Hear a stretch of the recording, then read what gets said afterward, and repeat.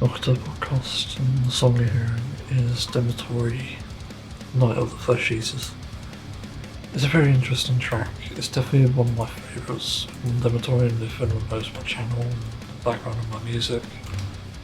I'm quite a big Demetori fan, or however you say it. Demetori? Demetori? Okay, now that's interesting. I completely forgot there's like a Japanese pronunciation. Demetori. Demetori? Tori? Yeah, Tori, I think.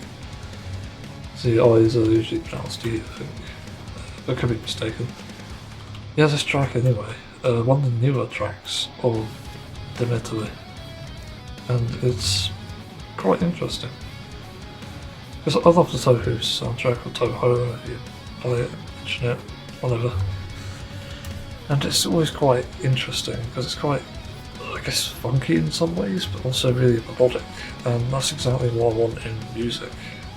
It's just really melodic, heavy stuff. And with Demetori being a Toho cover band, essentially, it's to be expected that they'd make something really good. And given that it's like symphonic metal, it's actually even better. So there's that surprising aspect to it, which you wouldn't have always noticed before, I guess. And yeah, what I really like about the track is it's just got this really interesting mix of gent and, well, funk, to me anyway. It sounds like funk. I mean, in a good way, the genre. Damn it. Doesn't sound that bad. But that's why it's so fun. I learned it on guitar. I actually learned it by ear first. It's extremely fun. And the solo is also really unique because it's got like this sort of arpeggio clean bit with obviously gent, and it just works. It's surprising. And the solo itself is very bizarre, but it does also kind of work. And despite how simplistic it is, and it's sort of going in a different direction towards what Demetori solos usually are, it's just fascinating. I didn't really realise, but this sort of serves as like a song analysis, so technically speaking I could even add other tracks. Yeah, and other tracks from other bands I like. Maybe. Yeah, it's a fascinating track, and that's why Demetori is so interesting, because those clean bits, I didn't even realise they were there exactly before, so that came as a surprise. Yeah, it's a super interesting track, and if you like metal, then Demetori may be the best metal band you've ever seen. Yeah, just in my opinion anyway, it might be the best. Yeah, this is one of those great tracks that, even though it's from the newer age stuff, it still sounds great. And even though some of the new age stuff isn't exactly as good as the old Demetori used to be, as it kind of seems to be the trend now for some reason.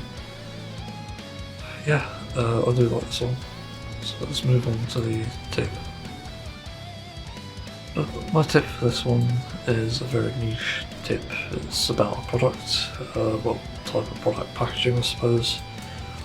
But if you've ever had Cartons, you know that they can be a mixed bag in terms of reliability, and sometimes it can mean that it's spoiled before you even got it, or maybe it's not spoiled but it spills, even when it's closed. And I definitely experienced that when I was using the pulley tabs back on the older like packaging for Outpost stuff. But weirdly enough, there is a quick way to check that, and I have found that it works. I found this years ago though. But to check if it's leaking or not, even after the pour or before, you just lay it on its side. So whenever you're done with it, after pouring a drink, try and put it on its side, because I used to lay mine on the side all the time, and it sort of had to do that in the fridge because there wasn't any other room. You know, I only had one shelf to myself, and the side shelves, the door shelf even, wasn't available, so I was essentially forced to do that. But in most cases, when I found there's a leak and it's too late basically. There'd be a fucking mess in there. There'd be like a puddle of this, I don't know, soy milk, goat milk, whatever it is, and you'd have to clean that up somehow. So really this prevents disaster even with the new ones, I think, as well, where you don't have the policing. And I keep forgetting to do it because it's been so long since I've familiarised myself with that. But I don't really need to lay it down even anymore because I have a door shelf now in this new house. Yeah, that's definitely good. But it's a good tip anyway if you have to lay things down, because it does prevent disaster. You don't want to be spending your evening fucking cleaning that up or figuring out what the bad smell is. So yeah, hopefully that's helpful. Let's move on. Black Mirror Season 6 Episode 2. Oh my god, it's interesting, but it's also very fucking depressing. Like, it's surprising how depressing it is when you think about it. I'm not going to go through all the story, but I'll just say there's like a murder mystery sort of thing, and it's obviously not what you think it is. And I sort of suspected something wasn't right when talking about this murder and just the things that kind of didn't add up.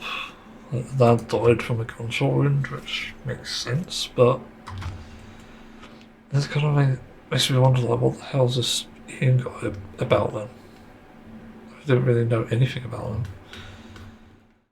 Yeah, and to be honest, the reveals weren't that surprising. I did sort of figure them out eventually.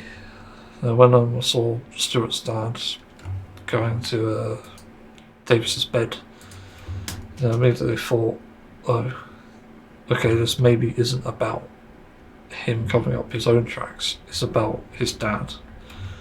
Because I was kind of wondering, why the hell did we see much of the dad? Yeah, it's a bit weird, I know he's dead, but I mean, in like the flashback footage, so it's kind of a weird balance you have to strike, I guess. Yeah, and then the video footage, Davis's girlfriend saw. Yeah, that's ugly stuff. Oh, Jesus Christ. And Davis, his girlfriend, supposedly died from running from the mum. Just horrific, because the mum was involved.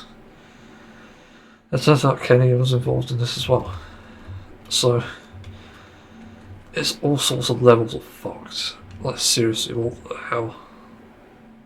Like, it's good writing. I'm not gonna lie, good storytelling. Jesus. Yeah, this is just one aspect of this fucked world, and also, why the hell did they even do it? Well, that's the thing that I was still wondering at the end. Yeah, at the end you see Davis's shocked face. It's like, he still can't believe this is real. He still can't believe this is a thing. And also that cunt actress saying that the bipolar mum was, yeah, that's horrible. It really solidified that. It showed how horrible this sort of world is in aspects. Jesus Christ. It is horrific. Hopefully it wasn't based on a true story, because if it was, oof. Just major oof, major yikes. It's so fucked. Yeah. So, I'm not really sure what to add, to be honest. I don't like the episode. It's a bit slow in areas, but it does pick up eventually. It does sort of start to make sense. And also when that's the other bit that sort of revealed it, when they're interviewing the mum for the documentary, and David Lucy says, like, he didn't use this camera for broadcast, mum, and she said something back to him. What was it? I wonder if I write down the quote.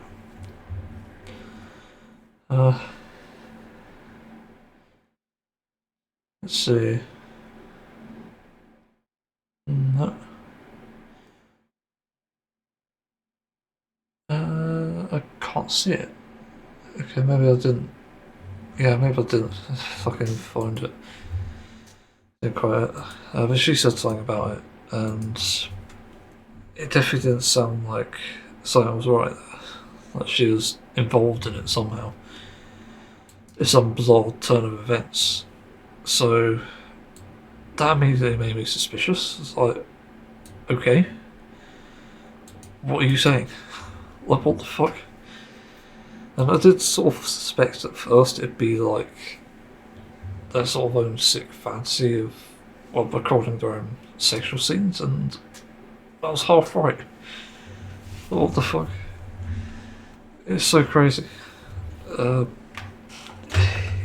Yeah, and that bit in the car with Stuart, yeah, the way they were just making fun of it is just so fucked. Like, you don't really feel bad for them in the end. You know, Davis's girlfriend realises she fucked up at the end, but even then, just the fact that they're mocking it, it's just weird. And Davis was kind of like quiet about it, which is a saving grace, I suppose.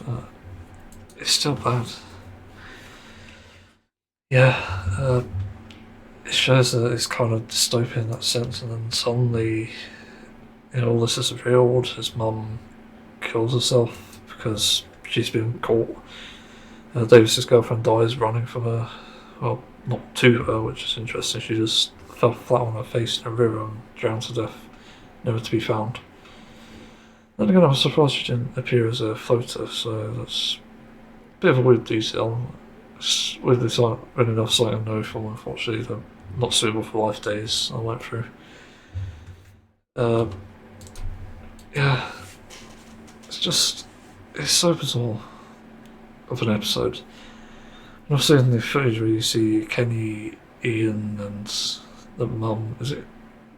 She had a name, didn't she? Janet. I said Janet. Yeah, they're recording this kidnapped couple. They're going to torture with a drill, supposedly. Like, it's all sorts of fucked, and there's like a bunch of fluids on the ground, which the group found during their documentary recording, and they broke into this abandoned house. Oh, God, it's one of the most fucked up stories yet, I think. Yeah, you got the that episode where the lady tries to hide her memory, and that was really fucked up, but this is just another level because it makes you realise, like, oh shit, like something could have happened to Davis, something could have happened to the girlfriend that stole. Like, I remember his mum was like all sorts of suspicious about her, like probing her and stuff, I think. And you can sort of tell anyway, there's like interesting foreshadowing that sort of fake sex scene, it doesn't really a sex scene. But yeah, they found the camera and Davis and his girlfriend just doing that shit. Yeah, but one episode. I have to say, it's well done, but it is fucking creepy as hell. It's got a sort of heavy trigger warning in that sense. You know, dystopian technology thing is kind of like, don't really think much on it, and it's just, you know, it's fucked anyway. This one's kind of like, it's a mystery unfolding before you, and I think that ending was especially depressing when Davis realised, like, his documentary, which he decided to make anyway, and supposedly with the help of this group, because he found insane evidence. He realised that it's so fucked, this situation, and he's quite fucked as well, because, you know, his life was in these people's hands. These people who are torturing innocent people for fun. And that very well could have been him, or he could have very well been involved in it somehow in some fucked up way. I'm surprised they haven't gone the incest route. That's interesting. I've never really thought about that in Black Mirror. It's sort of something that would happen. Yeah, it's really fucked up. It's surprising. And then David just looks really defeated and depressed at the end after he gets his BAFTA, which I didn't even know you could get for a documentary. So yeah, it's a fascinating episode. Also really fucking creepy. So yeah, obviously my recommendation for it comes with a trigger warning. I definitely liked the episode. But again, it's very creepy, so it's not really for the faint of heart. It's definitely something for people who are, I guess, into like maybe even true crime. Well, because to be honest, that's kind of what it is. At the end of the day, it's kind of like, oh, you wonder how many crimes here have been covered up in that way. You know, how many corrupt police officers are there, which Kenny was? How many fucked up parents are there? Like, there's so many different questions here. It doesn't make you think, nobody's actually that innocent in this world, especially in the past. It does kind of make you wonder. So yeah, I'll probably move on now because I've talked about this enough. Yeah. Well, this would be a good icebreaker going the last topic about the podcast. We'll talk about Black Mirror actually. Yeah, Final Fantasy XIV Frontlines. Sort of stemming from that topic again, I have to talk about why exactly I hate this game mode and why you don't see many clips from it, or only funny ones. Actually, no. There's a very good reason. It's shit. Compared to World of Warcraft, which I'd consider had a fairly decent, at least big PvP mode, what Frontlines do is the antithesis of that, I guess. Because where World of Warcraft is a fairly balanced game for the most part in PvP, Final Fantasy XIV redesigns everything, fucks it up majorly, and suddenly there's these other additional issues that come with it, such as buffs, such as multiple occupations and stuff. So there's no common goal. Everyone can do, well, something, but not everything is good, and that's the problem. Yeah, it's really bad of an issue that this is in the end, because it means that it's just going to fail in some way. And when you look at the gameplay of this, it's so bad that I honestly can't see how anyone can enjoy it. Well, I think people are joking if they say they enjoy this, because I legit do not see any way that you can enjoy it. That's the big problem here. So when it comes to Frontlines, I'm still left with this bafflement because it's just objectively terrible. Whenever I play it, like, some days I've been really depressed about the match I had because it's been like, oh, this is such a curb stomp. You know, your team's like only 10% of the points on the entire fucking match, the whole game. And I've even had one where it's like, I think it was like 0 the entire time. It's just nuts. And it's not really a skill issue or people calling out things, because when people call out things, there is a bit of an improvement. At least you'll get to mid points and you'll win at least second place. But you don't really do anything else with that, because the problem here is that when you still do that, you don't even have a guaranteed win. So it's a massive fuck up in terms of balance and even skill rating and stuff, like if that's even a thing. But it's important because without this, the game is just fucked. It's unbalanced as hell. So there's like no way you can rationally beat the gameplay and actually do things in PvP. But believe it or not, I've not even spoken about the class gameplay, because Jesus Christ, I've played, how many now? 1, 2, 3, 4, 5, 6, 7, 8, 9, I can't count.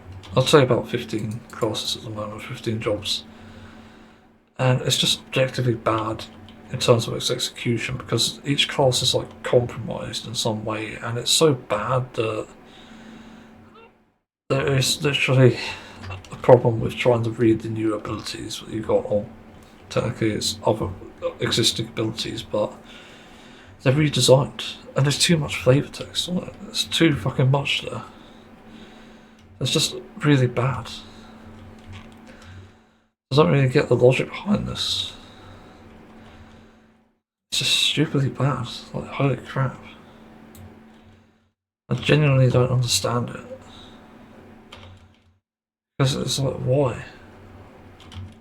Just, but whenever I go on like a new class, like say I'm leveling Warrior at the moment, I find all these abilities I have no fucking clue what they do. And then you go on to Ninja and it's like, what is this? How do you play this? There is no way to play it at a low level, so why are you unlocking it at that level? It makes zero fucking sense.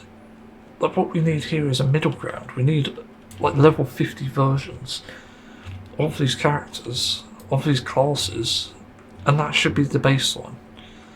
It's usually as when you get most of your gauges and stuff, and well, you don't have gauges in PvP for some stupid reason, but I guess it makes sense in some ways.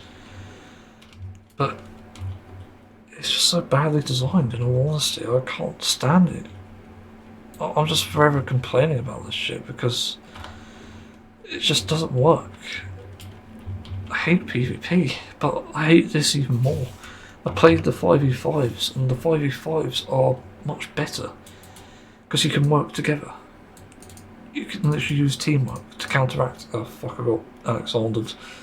Now I have to delete everything from my inventory. Yeah, it's just baffling how bad this is. Redesigning entire classes just to fit the fucking purpose is just terrible game design. It's objectively awful. Nobody likes it. I've never heard anyone say, oh, I love this redesigning thing. Fuck off. It's so stupid. So I don't get it. It makes zero sense. And that's the thing that constantly gets me here. So the redesigning aside, the PvP action role is nice, but it feels very limited.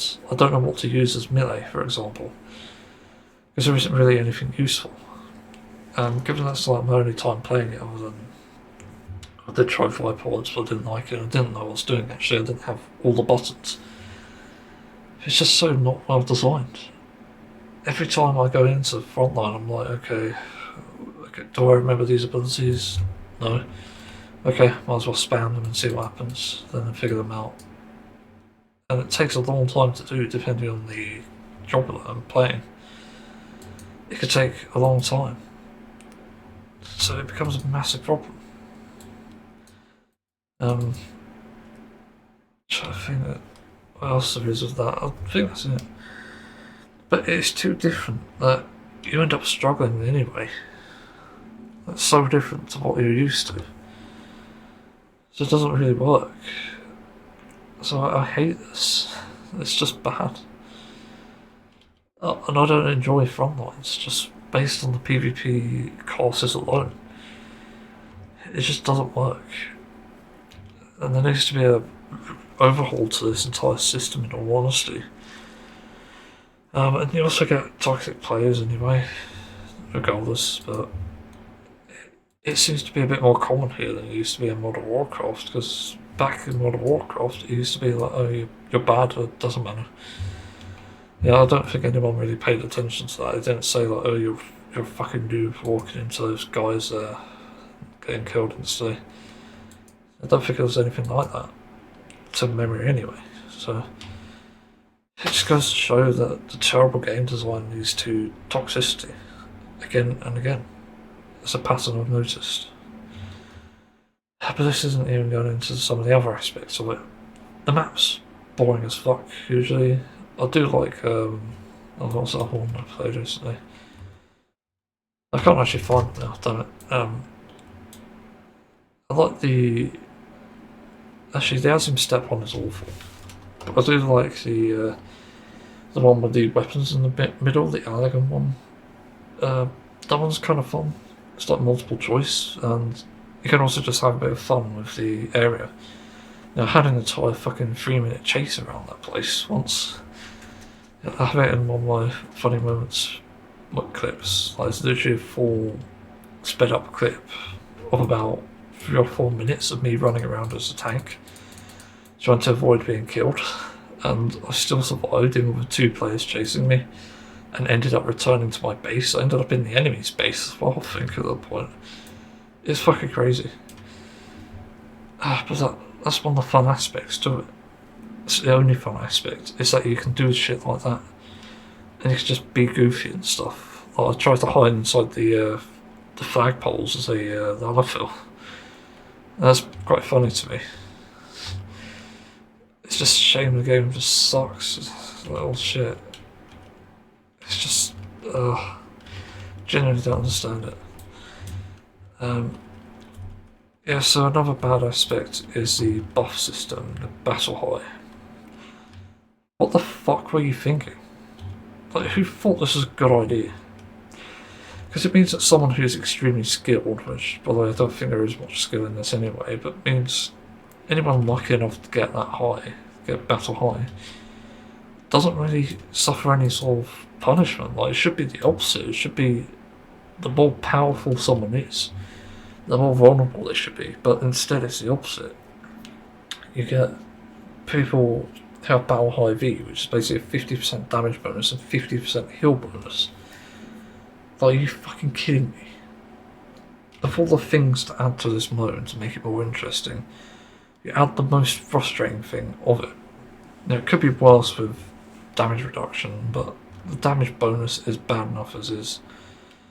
Because nobody stands a chance against that, and I've seen it constantly where teams where there's a one-sidedness end up having these like 10, 12 players with battle high, and you just can't do anything about it because they've already got this fucking buff and they're with their team, so they can't fucking die. Even if you target them, it's impossible to address that. So it's just bad game design. And nobody does that. Are you fucking kidding me? So that system is terrible. But then we get into the issues of purifying stun locks. And I don't know what it is, but these stun locks just make you feel bad. Like, it's just so fucking awful. I hate when I get stunned in this game mode. In World of Warcraft, it was kind of like, okay, it's maybe a bit tolerable, but not perfect. Something you don't like, but you don't hate.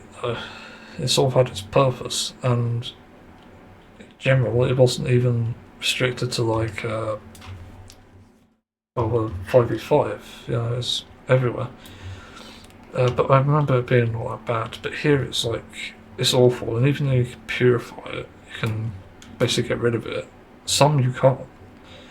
So the purify button becomes useless, and you can't do anything. You're just trapped. So you have to wait your fucking death, which is... why? And then this gives the enemy teams a chance to catch up with you and basically kill you. Like finish you off, basically. So it's not good. It's a terrible system, and in my opinion, I think stun should only really be there to either dismount people or at least stun them for a second so they can't cast certain things. Also, silencers are annoying, I've noticed that. I don't know who has it though, I still haven't figured it out exactly. Even though I've played it for quite a few hours now. Yeah, it's just such a bad system. Trying to think what else. Oh, the range, Jesus. I almost forgot about that. For some reason it's like 20 yards, and this is stupid for a few reasons. One, PvP maps here are massive, so these shouldn't even be that small of a range, but for some reason it is. For some stupid fucking reason. So what ends up happening is you're playing someone like Dancer, which I had an absolute miserable time with in the end. I actually thought it was fun with the ability, the limit break, but it ended up not being fun in the end because what ended up happening was you can't actually get any attacks out because of your fucking range. And I think the range was like 10 yards or something, which is way too small for Dancer. Dancer's a physical ranged class. So this makes zero fucking sense. It's just objectively bad. Holy crap, what are you thinking? Literally, who designed this? I don't think anybody asked for this. So it doesn't work. And I just wish I could use my loadouts or hotbars from the other. Like, why can't I put combo actions in the places they fucking need to be? Like, you're kidding me? It's so disruptive to gameplay. Either you have combo actions be default for every single mode, or you have them separate for every single mode, not the other way, not this other second way. It just doesn't make any fucking sense. So it doesn't work. I'm trying to think what the other abilities are.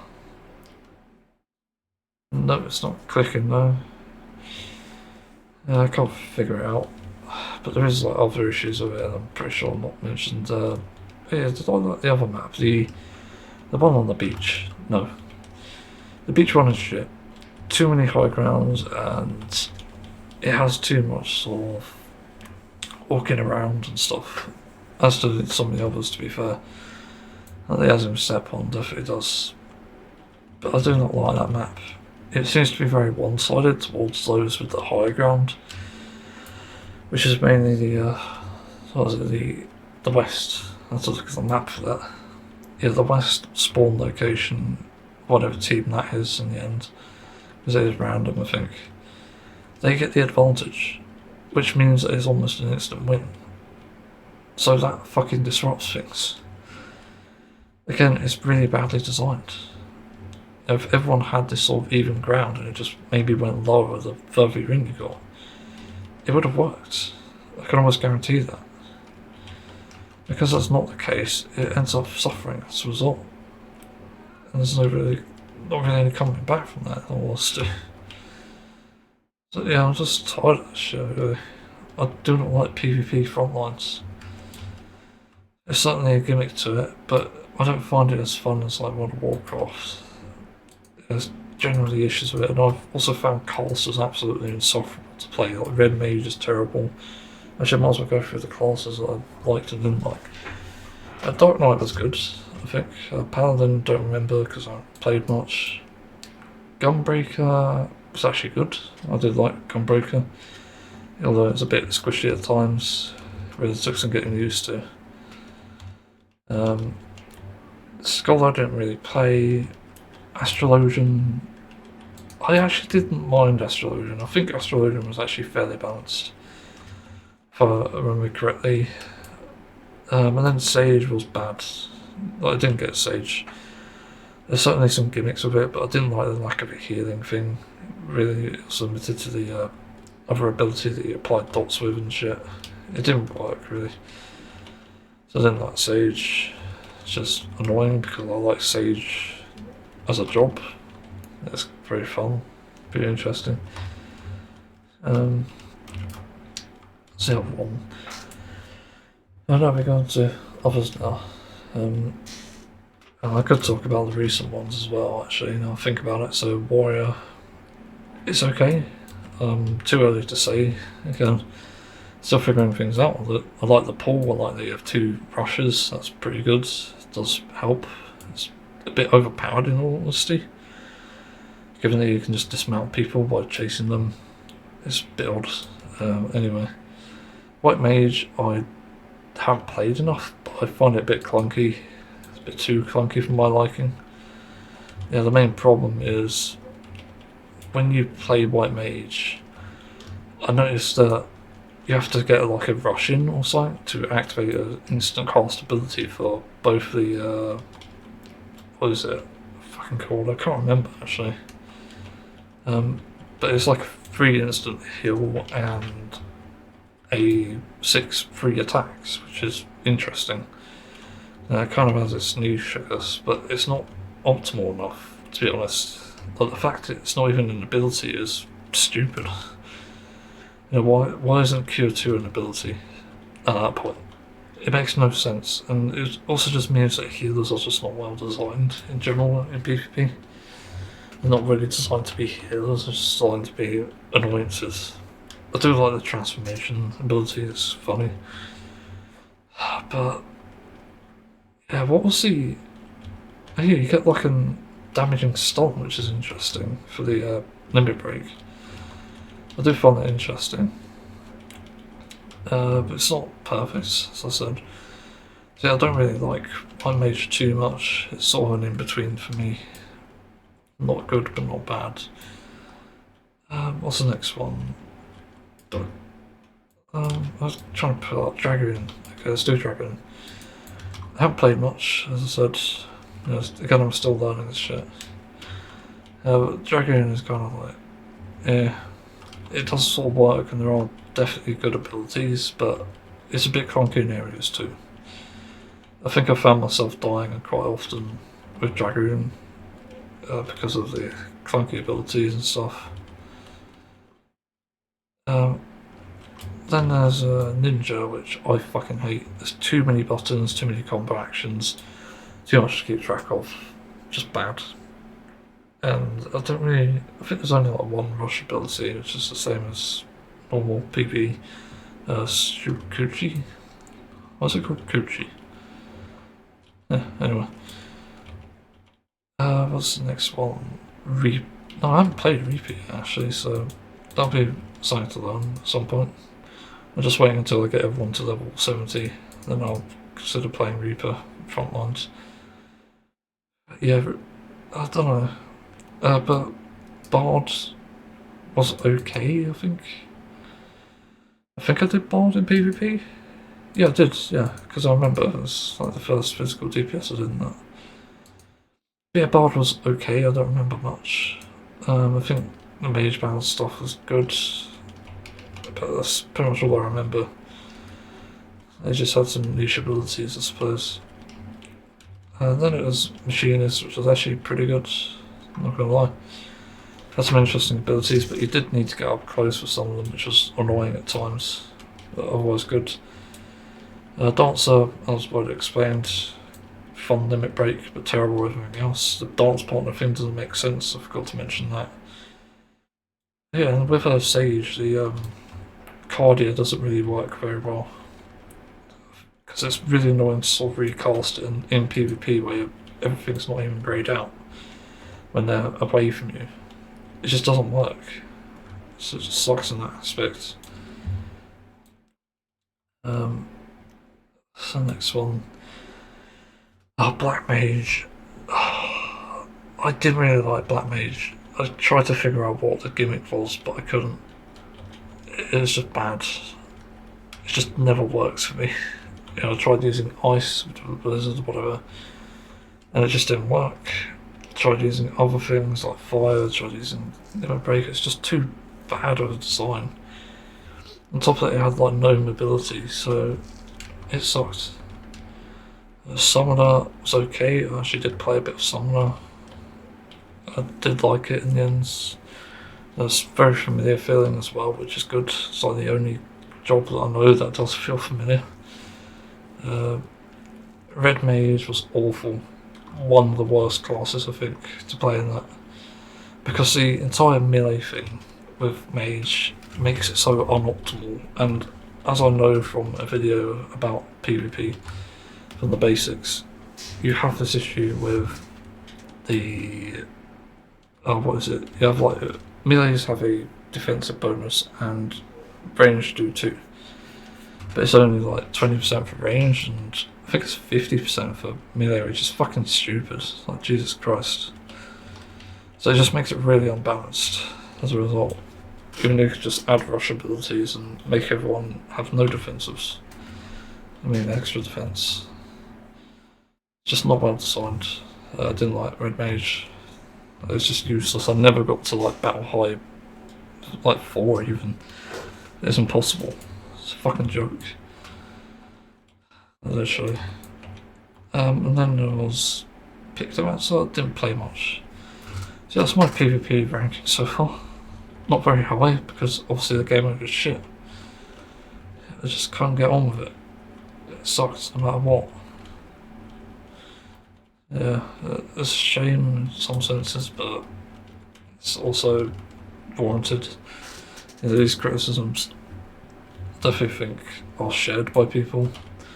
And I think I've asked in the community before, like, why is PvP so fucking miserable, and nobody's really answered.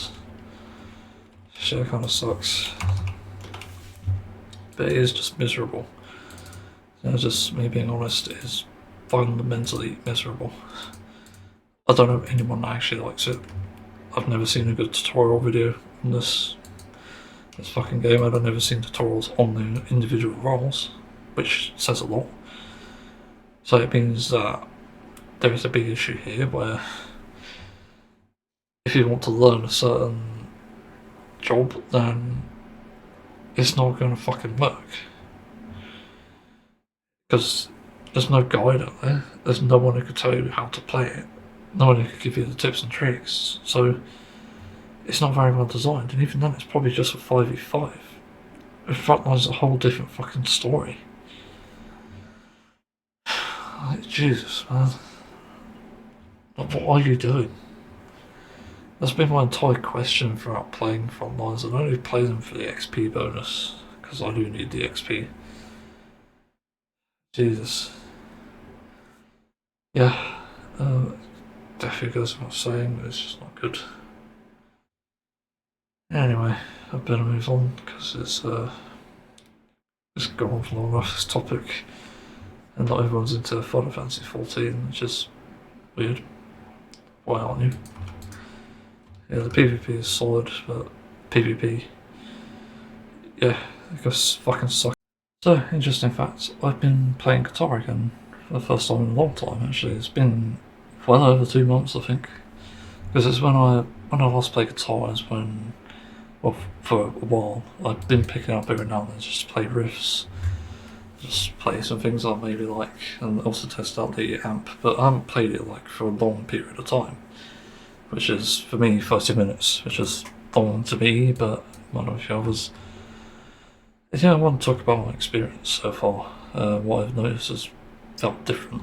The first thing is to do with my finger. I fucked it up a few months ago, and I never went to the hospital for it because I thought, okay, well, it's just minor, I think.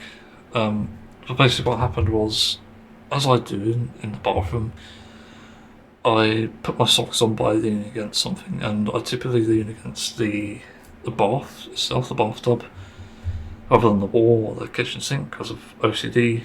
There's no wall actually, it's fucking annoying, it's too small in there. But I did that, and I managed to somehow fuck it up to where I tried to place my hand on the bathtub, and instead of grabbing it with my fingers, my index finger, I basically sat on it and bent it all the way back. Didn't break it, still have feeling in it still. Let me pinch, yep. It's a bit numb because it's actually my a finger that I severed the nerve of years ago when I was cutting sweet potatoes. And it seems to be fine now, but it has an issue, as I've discovered playing guitar for a period of time. Because I haven't felt this during my gameplay sessions where I've been intensely using it, but when I'm playing guitar I do feel it, because the strings on my E standard here, you can probably hear it, they're quite thick, and I never realised that until I played my other one, my Ormsby Metal X, which is the same string gauge but lower tuning. But the thickness of these strings makes it so awkward to play at times, but in the end it did also save me because I was playing Polyphia recently and it felt really good to play it, honestly. It was weird. Like, I was actually doing better in that track than I was like something like Silosis, which is really weird because you would have thought it would be the opposite way around. But I was actually enjoying it more playing Polyphia rather than Silosis, which is bizarre. But I've started to feel my finger being a bit weird, and I don't know what that's about. Possibly the injury, but I don't know. But as I said, it's not really caused many problems, to be honest, since essentially breaking it. And I can't bend it all the way back still. Like, it bends the same as my other fingers. I've always had this problem actually when playing guitar anyway. It seems to happen during the winter, but I get this like awkward feeling where I press too hard on it sometimes and it'll just bend back anyway. So it's pretty much used to it, I think. As for playing guitar itself, I am a bit out of the loop with that. I was playing some pretty simple riffs and still fuck it up still, but then I played Polyphia and I was doing good at it. It's just weird. I think my sight reading's improved since coming off the meds, that's probably why. Because playing the simple stuff is like just not hitting the strings, but then playing Polyphia, which is mainly single notes to begin with, it wasn't really an issue, in all honesty. It's very bizarre. So I don't know what that's about. I'm a bit confused, to be honest. But it worked out in the end, I think. Certainly got there with playing music, and I'm getting into a routine of going through my CDLC library now.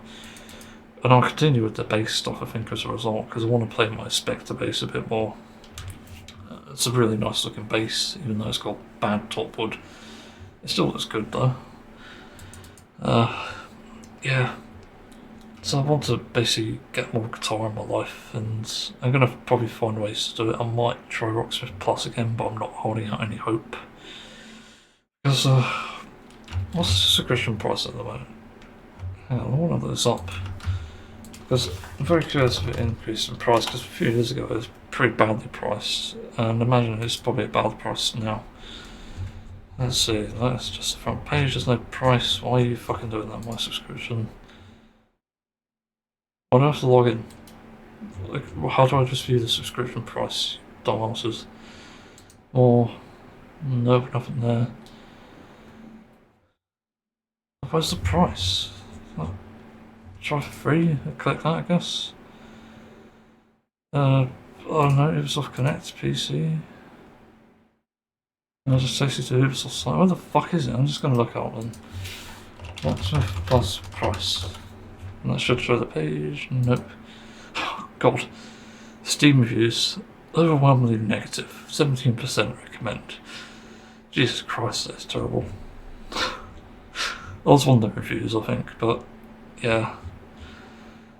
Everyone's pretty much annoyed that it's replaced Rocksmith 2014 in that sense. It's not in a good way though. They've removed Rocksmith 2014 just to make this shit. And nobody likes it, and I like the addition of the piano in this, but again it's kind of weird. Well, it's probably worth getting it for the piano, I think, maybe. It would be interesting to learn, because I did try to learn it in school, not college. I did take music in college. Also, it's DRM. Are you fucking kidding me? It's already a subscription service. Fuck off. What's the price? Let's see. Price? No. What's the price? It's not even showing on the page where it shows. What? I'm so fucking confused. Get it now, free. Steam. Buy on Steam. But it's free. Well, unless they removed it. Does it say subscription? Does it even say okay, there's a legal issue here. They've not listed it as subscriptions. Anyway, I'm not sure how to view that. That's fucking weird. How bizarre. So, essentially there's no way to subscribe to it now. There's no public info on this shit. So why is it showing shopping? What the hell are you doing, Google? Yeah, I can't find the price, so I guess I'll try and log in then. Log in. Okay, what the fuck is this? Log in. Don't send me a verification code. Okay, thank fuck. It refreshed on its own. Where's the price then? Price. Nothing. Great. How useful. So let's say subscription. It says subscription on there. View more. How could I cancel my subscription as the last thing? Are you fucking kidding me? They hid that? God, that's scummy. What the fuck? Oh, Jesus Christ, man. One of the things I want with Rocksmith Plus, other than the better UI, is a way to actually. I want to see what hit notes I hit. That's the main thing for me at the moment. I don't care about the blandness. It's the main hitting things in AI shit. It does AI UI. Okay. Just go on the site again, try and find it. But the main thing is I want to learn songs I wouldn't otherwise have listened to. So I want to learn, for example, jazz. And that would imply that there's going to be some new things to learn, which is good. You know, honestly, I want that. So that'll be interesting. So it says reactivate the subscription. Hope this is not a one button press. Okay, it just takes me back to the site. This is fucking useless. Like, Jesus Christ. It just gets worse and worse. This is why people don't want it. It's like, what the fuck? It just takes me in circles. It's so bad. Jesus. I actually want to report the game now. Like, report products. Fraud. No subscription prices. Like, this is literally fucking fraud. And keeps taking you around in circles. What a fucking joke. Absolute joke, these fucking cunt masters are. Whatever. But yeah, I want to learn other types of drums and music because it's interesting. And it's definitely opened my mind to it because I've learnt every song in Rocksmith so far, I think anyway. I've tried to learn. I've obviously not learnt the ones I'm not interested in. But yeah, there's quite a library there, and that's only the real appeal of it at the moment. It's not anything else, it's just that's the only appeal. But anyway, I think when I'm done with Rocksmith 2014 I'll consider that, and it might be my chance to get a MIDI keyboard and try one anyway. But that's it really, I think. I do think Rocksmith 2014 is still fun, but plus I'm not sure about as usual, but playing guitar again has definitely been fun. It's been interesting. I sort of feel like I'm doing something again. I kind of feel bad for not playing expensive guitars because I do have a few at this point. But yeah, I'm not getting them because they're expensive, just to be clear. Because they're an art piece, basically, first and foremost, and obviously if the hardware is good, that's a bonus, but the main thing is the hardware actually. And then I'll do the sort of artistic nature of it. Speaking of which, I do need to fix my Shark Metal X here. It's got a broken tone knob for some reason. It's all floppy. Well, not that floppy. That's basically me when I'm stressed. Sorry, a bit too much information though. Anyway, let's move on. So I forgot to add this on the Rocksmith 2014 thing, but apparently I had an incompatibility issue, because running it via Windows 8, which is the only compatibility thing, didn't work. So I set it to automatic, and it worked. Like, how fucking bizarre is that? Anyway, that wasn't the topic I wanted to talk about, so it just ended up happening anyway. But I wanted to discuss why I've reinstalled Team Fortress 2, and I will launch it later, I think, and see if it works, because I'm worried about the compatibility as well here, as you never know. But anyway, I want to explain why I'm reinstalling it after saying I'd never play again until it fixes the issues. There's a simple reason. I'm feeling like I'm getting depressed again, and with how the world's going at the moment, at this point I need whatever I can to cope, because that's unfortunately where the world is heading and forcing me to go. You know, I literally can't ignore the fact that the world is going to complete shit, and until that is actually solved, there is no way in hell that I'm ever going to be safe with, well, what I'm doing now, Final Fantasy XIV. It's not going to be perfectly safe, in all honesty. So it's important that I address this and do it in a way where I can feel comfortable, because believe it or not, TF2 is still, even despite the issues, a good comfort game. And, you know, that exists for a reason. So that I can come back to something familiar and something enjoyable. So that's important. So yeah, it's interesting. I wanted to make people aware of that's why I'm doing that. Yeah, so just want to make people aware, and if you see gameplay of it, it means I'm going through a rough patch. It doesn't mean that I'm unwell, but yeah, it could do. Actually, it does mean I'm unwell. That's why I'm fucking doing it, duh. Anyway, I think it's important, either way, that I address this. So yeah, I don't know what's going on with this Final Fantasy XIV dungeon. What the fuck? The healer wasn't healing himself. Then team's not doing much, still damage. It's so weird. TF2 is a comfort game, and there are plenty of ways to make it fun without having to focus on the gameplay too much. So that's mainly why I'm doing it. It's not because I'm doing any sort of trading again, which I want to fucking avoid at this point. Avoid like the fucking plague.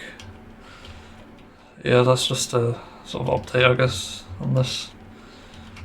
Just so people know and don't get confused if they do see me playing it. Yeah, let's move on. I was a bit unsure about talking about this because there's like a very niche thing with this, I think. And I haven't actually explored the rest of the game yet, so obviously don't take my word for it. But I want to talk about the Final Fantasy XIV class reworks. Apparently these are coming in 8.0, which is fair enough. Like, to be honest, to change it during your current content is a bit of a weird choice, to be honest. But I want to talk about what I want to see in that, because I'm sure everyone else has, it really is. But I got a different perspective on this as a casual player. I can try to go through each class with what I have. I'll go through the tier lists if I can find them, because that reveals a lot about my sort of history of a tier maker. That's what it's called, tier maker. Somehow it saves it. I'm very curious about that. It saves it for some reason. That's not the right one. Where is it? No, I can't find the other fucking one. Some reason. Oh, there we go. Okay, so yeah, this one's probably leveling. Then again, it's mostly high, so I don't know. Actually, I can't remember what sport. It's just annoying. For some reason, Dragoon didn't move, and White Mage. In this one, yeah, I'll have to go back and look if it... No, wait, I'm doing them. Duh. Yeah. Yeah, so I think these are the endgame ones. Where is it? Because Gunbreaker's surprisingly low. I don't remember putting Gunbreaker in C tier. That's weird. I don't know. But using the S tiers as an example of the near perfect class, there's literally barely anything you can change with them, in all honesty. Like, I'll say Dark Knight, which is at S, because this is currently an unreleased video, needs an ability like Paladin has, where you can just shield a party by standing near them. I think there's a way to do that. Because currently there's a big sort of party-wide protection issue with Dark Knight, which I find frustrating. Even then, it kind of makes Paladin the only job I've played so far that has that. And it's kind of frustrating when you can do more as Paladin than Dark Knight. Even though both are great for different reasons. Like, Dark Knight's great at damage and Paladin's good at shielding. It's not really optimal. So when we're looking at a class rework, I'm not necessarily looking at changing the mechanics. The mechanics in tanks so far are fine. It's just the abilities and what they do that can be a bit different, and the lack of abilities for that matter. Yeah, I definitely feel this with Gunbreaker, so for a Gunbreaker there we can actually do it by roll actually. But Gunbreaker's definitely missing the same thing that Dark Knight is. If I switch in game here. Yeah, like, there's no positive void defensive, only Heart of Light, which is stupid. And they could implement something like that. It may be another ability, like use Blood first, get the power thing, and then use that. But I don't know. It shouldn't be tied to an enemy though, that's the thing. But you don't have a party-wide defensive, so it just kind of doesn't work as it should. And those two things would make them very playable, and in fact Gunbreaker could, with better tank abilities, like Heart of Corundum and Aurora, could easily become A tier. But yeah, those things hold it back. As for healer, there's currently too many buttons on the healer in my opinion. I kind of wish they're basic. It's a bit hard to keep track of unless you have muscle memory of it, which I only have muscle memory of currently Astrologian and Scholar. And they have various problems. But when looking at Scholar, I think there needs to be a better gimmick with it, because Etherflow 1 is absolute garbage. It makes it simpler, but it is garbage. It just doesn't work. So there's a rework with that I'd want to see. But Etherflow could do with an area attack ability, because I think going from that into that instead of energy drain would be really good as an offensive ability, and I think dissipation should increase damage done. And we could do with removing maybe, I don't know, like, it's hard to say what to remove. Like dissipation actually could do with removing, honestly, because it's useless. It's terrible, and so is protraction. Yeah, they're both really bad. And recitation as well could do with removing, for sure. Excogitation I've never been able to use because it's just impossible to fucking figure out. It's only really good if a tank's pulling everything, and that's it really, but I've never found a scenario to use that, in all honesty. Because sometimes the tank doesn't even go below 50 health, but even then the cure potency is so shit, it just doesn't work. Given that loss rate is like higher. So it needs to be a more worthwhile ability sort of thing. Astrologian I wouldn't change much about. Looking at it, I think Horoscope maybe needs a bit of a change. It needs to work either way. It needs to be less flavor text.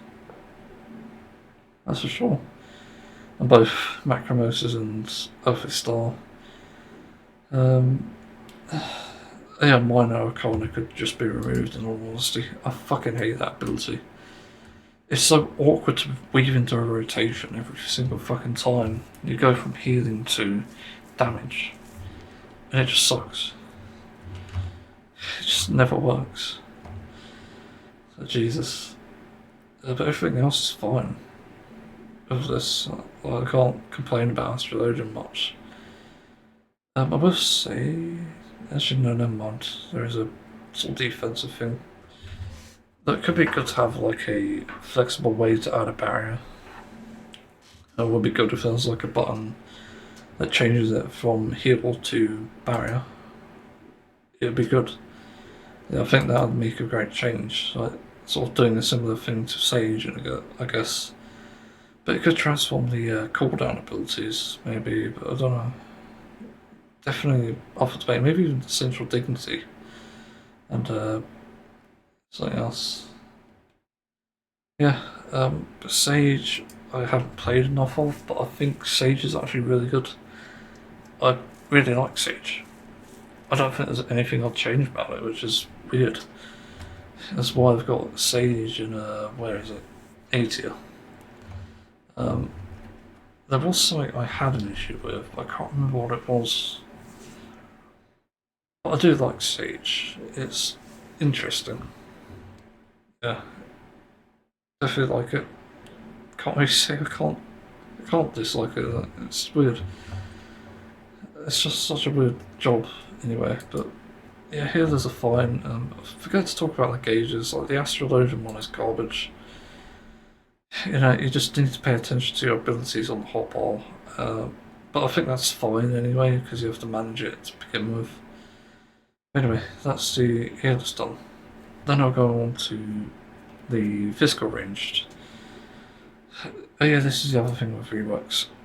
You have to address the early game, because the problem with Bard, not Bard actually, is it Machinist? Although technically Machinist is better. But when leveling, the annoying thing is you only have one AoE ability, but some jobs, as most jobs are, don't get their ability until level 40 or even level 50, which is fucking stupid. And then some jobs, I think, don't even get their job gauge or anything till level 70, which is just absolutely fucking nuts.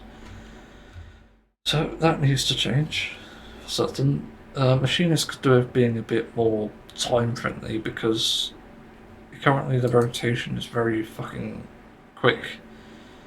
You know, I'll just explain what I do with machinists. I'll put it, there it is. So I open up with a drill, then I do a resemble to air anchor, and also spam double check and checkmate.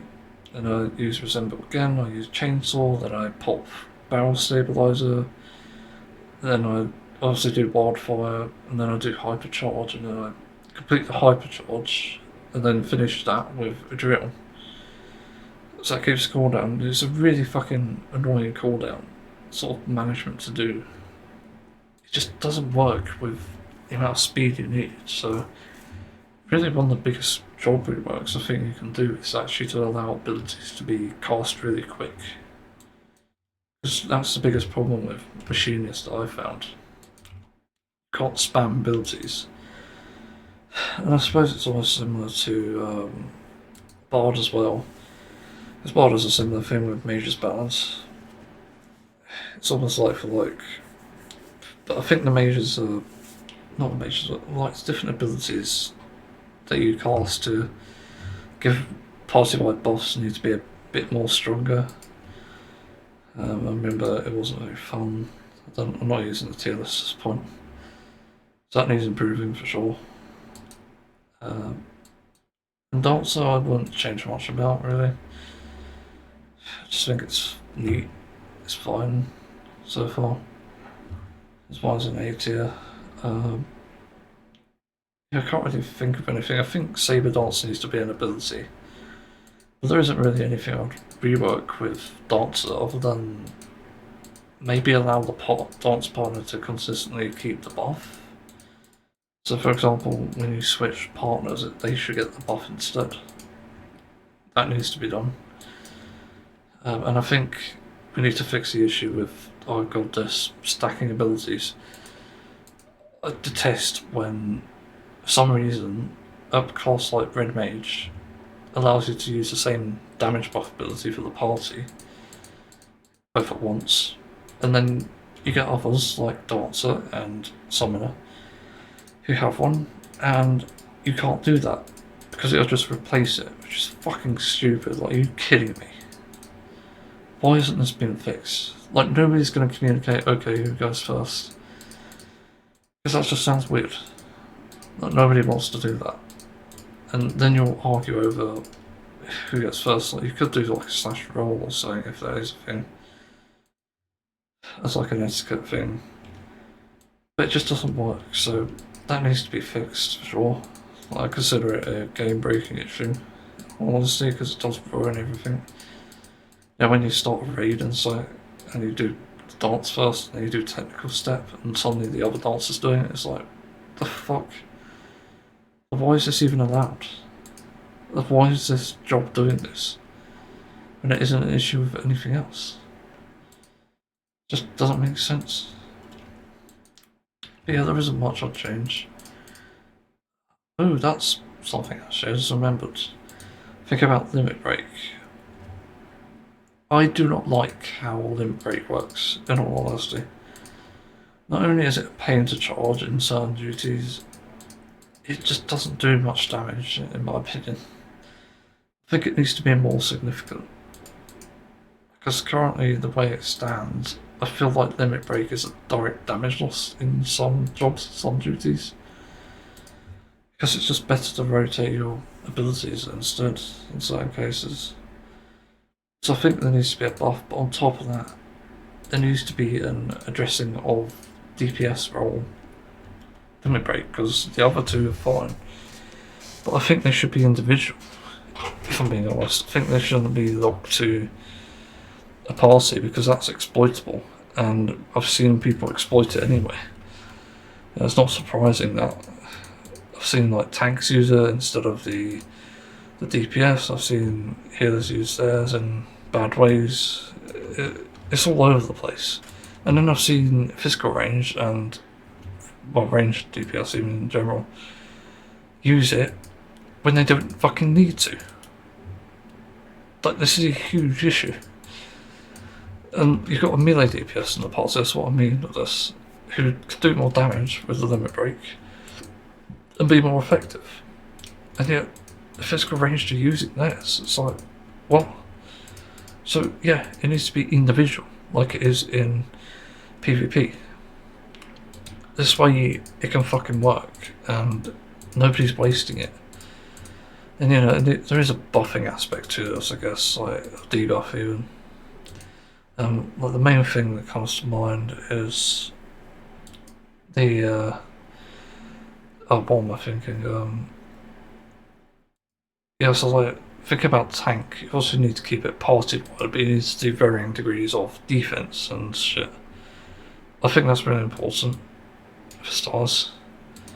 But for healers, which is interesting because they have a revive on Limit Break 2 and Limit Break 3, I think. I think the difference is it's a full heal on Limit Break 3 and it's a half heal, maybe? Actually, I can't remember. I might want to look that up. But it's definitely something that needs to be buffed there. FFXIV healer, Limit Break. Let's see, etiquette note, not interested. Why does the wiki need to check my... Okay. Stupid. Apparently they restore HP and MP to the entire party, it's interesting. So I guess it does just do a default revive, is it? No, here it is, okay. Different levels. There's also a list of duties where you have to use the tank limit break. That's interesting. So you sacrifice extreme, final day, exile to solid creator savage, FFXIV V3 savage, unending coils, a bunch of ultimates, so not interesting. But healing wounds, okay. Restores 25% of max HP to self and all party members. And yeah, that's it. For level 1. Level 2, limit for healers, yes, cast time, restore 68% HP to party members and 50 arms. It doesn't revive, okay, I've got that wrong. And apparently level 3 varies by class, which is weird. So I'm not sure what that is. Yeah, it says, so, does it? 5? Members are resurrected via limit break, so I have 100% HP, okay, yeah. But I think with the healer, it needs to basically free revive the other healer and revive 3 other teammates, starting with the tank and then going down to melee and then range DPS. But that's like as it's per an individual sort of thing. Also, they have images here, which is actually fascinating. I didn't notice before. I've got to look at these. Jesus, tank ones are interesting. You've got an explosion with warrior, bastion with gladiator, just boring, a paladin, dark force with dark knight. You can't even see what the fuck that is. It's so low quality, isn't it? No, as I call it, it looks like clockwork. Then gunmetal soul for gunbreaker, which actually looks kind of cool. Pulse of life, healing, meh. Angel feathers, meh. Astrostasis, cool. Decade maker is cool. So sage. Yeah, melee DPS I've seen bits of. I think Hyperpeace is probably the most chaotic. It was at Final Heaven. That's one of them, I think. It's so fucking crazy because it just covers the entire room. I've only seen it once though. Yeah, these other ones are okay. I don't think I've ever really got to use Crimson Lotus, that's weird. Medical range DPS, Meteor, yep, neat Tetraflare. I don't remember that actually. It's weird. It's because I haven't used it in a long time. Rebellion Scourge and Correct Fancy. So the other thing I want to say, other than individual balances for the limit break, is to make it so that every job can use it in the same way that another one can. Because other than it being individual, I hate that it doesn't exactly scale for the content and the parties that you have. So when we take this into account, and also it could be an ability maybe, and maybe overthinking it there. But for a ranged DPS, it shouldn't be multi-target only. It should definitely allow single target, and I don't know if that could be done with a toggle or if maybe it could just scale properly. So it should like distribute the damage, like it should say that in the description. Let's say for, I don't know, Dancer, or Bard actually, say Bard. You do a line action as usual, and also I think the melee should be able to do AoE too. You do the line action as usual, and you basically have it so that the description describes it as distributing X amount of damage to an enemy or spread out across enemies. So it does a lot of damage to begin with, rather than being a fixed amount, and admittedly you can't use it in an area of effect situation necessarily because of, well, dungeons. It's only really dungeons where you get that. It's very rare you get in other content. But this would allow players to actually use it in a single target use, and there's probably a better way to balance it that I haven't noticed. But I do think this is important because, again, people misuse the party shared limit break, and it does become disruptive at a certain point. And that's why I think it needs to change. That's why that needs a rebalance. And I mean, this individual one might be hard to balance. It will be worth it in the long run, I think. Especially if you can use it in like a solo duty or something. I don't know. But it'd be good to do, because it just benefit everyone, and nobody would have any complaints really. So yeah, it just works, I suppose. To get back to classes then, summon and use more buttons, I'll just sum it up now. Pictomouse I could do with a few abilities as well. I think there's additional ways to buff Pictomouse. What's the next one? Black Mage needs less gauges. Fuck me, there's too many gauges. I'll say this in my tier list, which I'm not sure when it'll come out, probably months later, maybe even next year. Well, that's probably what we're looking at now. But I'm doing like a leveling and casual endgame tier list. I'm doing two at once, ranking them based on how much I enjoy them. But Black Mage was one of the least enjoyable with enough, even though I love leveling it. Just the extra abilities don't help. The extra gauge is just garbage. You already have to track MP and the hearts and stuff. That's enough. You don't need anything else. Like, seriously, it's fucking stupid. So remove that. And also I think you could do with removing, I guess, some other abilities like the extra blizzard and extra fire. I'm fed up with that shit really. It's just very disruptive. But there's probably many ways to balance it. Also, Xena Glasses should be an ability. That's the other thing. Fucking hate that the polyglot stacks are not abilities. It's so stupid. Speaking of which, there are a lot of jobs like that, which I think need it. I just hate that they're not abilities. It's so bad. Ugh, it's just why. Red Mage, I think there was a few ways to buff it. I think it needs to have like an overstack sort of thing, where maybe the mana can become unstable if you go over a certain limit, but it'll basically just mean that you may become stunned, or maybe at a certain point you just come drained or some of it. That's fine. I think the problem with managing Red Mage is I've had it where I use my abilities as usual, and I find myself stacking the gauge really quickly.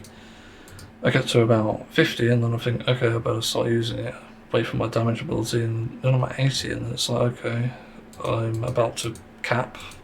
And then I use my usual rotation, the enhanced riposte, I can't remember what it's called, but I use that, and suddenly when I get the extra ability with the black or white mana insta thing, I'm suddenly capped and then I have to do 2 other abilities, and then I'm even more capped. So that's a big problem there. Like, I think the solution may be a bigger gauge, like increase it to 150. That may be better, because that way it allows for easier management, and people know that the halfway point, or basically 100, is probably the better option and when to use it. So that solves the problem completely. I'm trying to think what else there is. Maybe needs an AoE shield ability to help the team, but that's it, I think. Yeah, someone needs that as well. Other than extra buttons, someone needs a party-wide shield. Pictomouse, I think, does as well. Yeah, needs an extra sort of defensive thing. I'm pretty sure there's nothing there. Unless they don't decide to add it after an update. It's just stupid. No, nothing there. And then again, it does. There is one in this. Yeah, there's like a cure potency in Star Prism, but it's still not enough, really. And also, Star Prism doesn't stay, that's the problem. You know, it only starts when you use scenic meters. And sorry meters for that matter. Then it has a cooldown, of like 30 seconds or cooldown, but countdown even. So that needs to change, you know, if that's going to be an ability. Also, you should probably just detach it anyway and put it somewhere else. Not as much as I love Pictomancer. It just feels dumb to play at times. But finally we go into Blue Mage. I think you should be able to queue up for a dungeon as a Blue Mage, queue up for content for that matter. I think it's stupid that you can't do this already, frankly. Because you can queue up for deep dungeons and even variant dungeons. And you could queue up as any job other than Blue Mage, obviously. But for some stupid fucking reason you can't queue up as Blue Mage with other Blue Mages. What gives? Like, who hurt you as a kid? Seriously. That's so fucking stupid. I remember when I was first playing Blue Mage and now it's just awful. Seriously, fuck off. It's so bad. I don't like Blue Mage anyway. It's only really fun when there's just stupid face roll content. But tank needs a buff on Blue Mage, I know that. And we probably need an additional ability to address the healing and tanking demand, and even, not really DPS, but I suppose maybe something for DPS at some point. Yeah, it's quite a mess, really. But then we go on to melee. I've not played enough yet, but Dragoon definitely needs an area of effect ability early on. It's annoying to do single target, it's so fucking annoying. Because you have a tank that pulls the entire Demetori Deepcroft, is it? I forgot what it's called. No, it's Natasha. No, that's another one. No, the Demetori Deepcroft, that's right. Yeah, you have someone that pulls that entire lot of enemies, and suddenly you can only do single target. I'm useful. Not. Yeah, it fucking sucks. That needs to change. And it's the same with Ninja. Ninja definitely needs that. Even though you do get the 10G and Jin eventually, it's still not very optimal. It just doesn't really work, in all honesty. But the area of effect needs to be much lower. Like, it needs to be at 16. Like, everyone needs fucking ability at 16. Are you kidding me? If I'm a game designer, and I'm going through these dungeons where tanks are suddenly pulling everything, even though they have an area of effects, I can't fucking do damage. Like, I just look like an idiot, and I'm sure other players are confused because they're seeing that the health bars are not going down, and it's just not working. So it's just, why? I don't get it.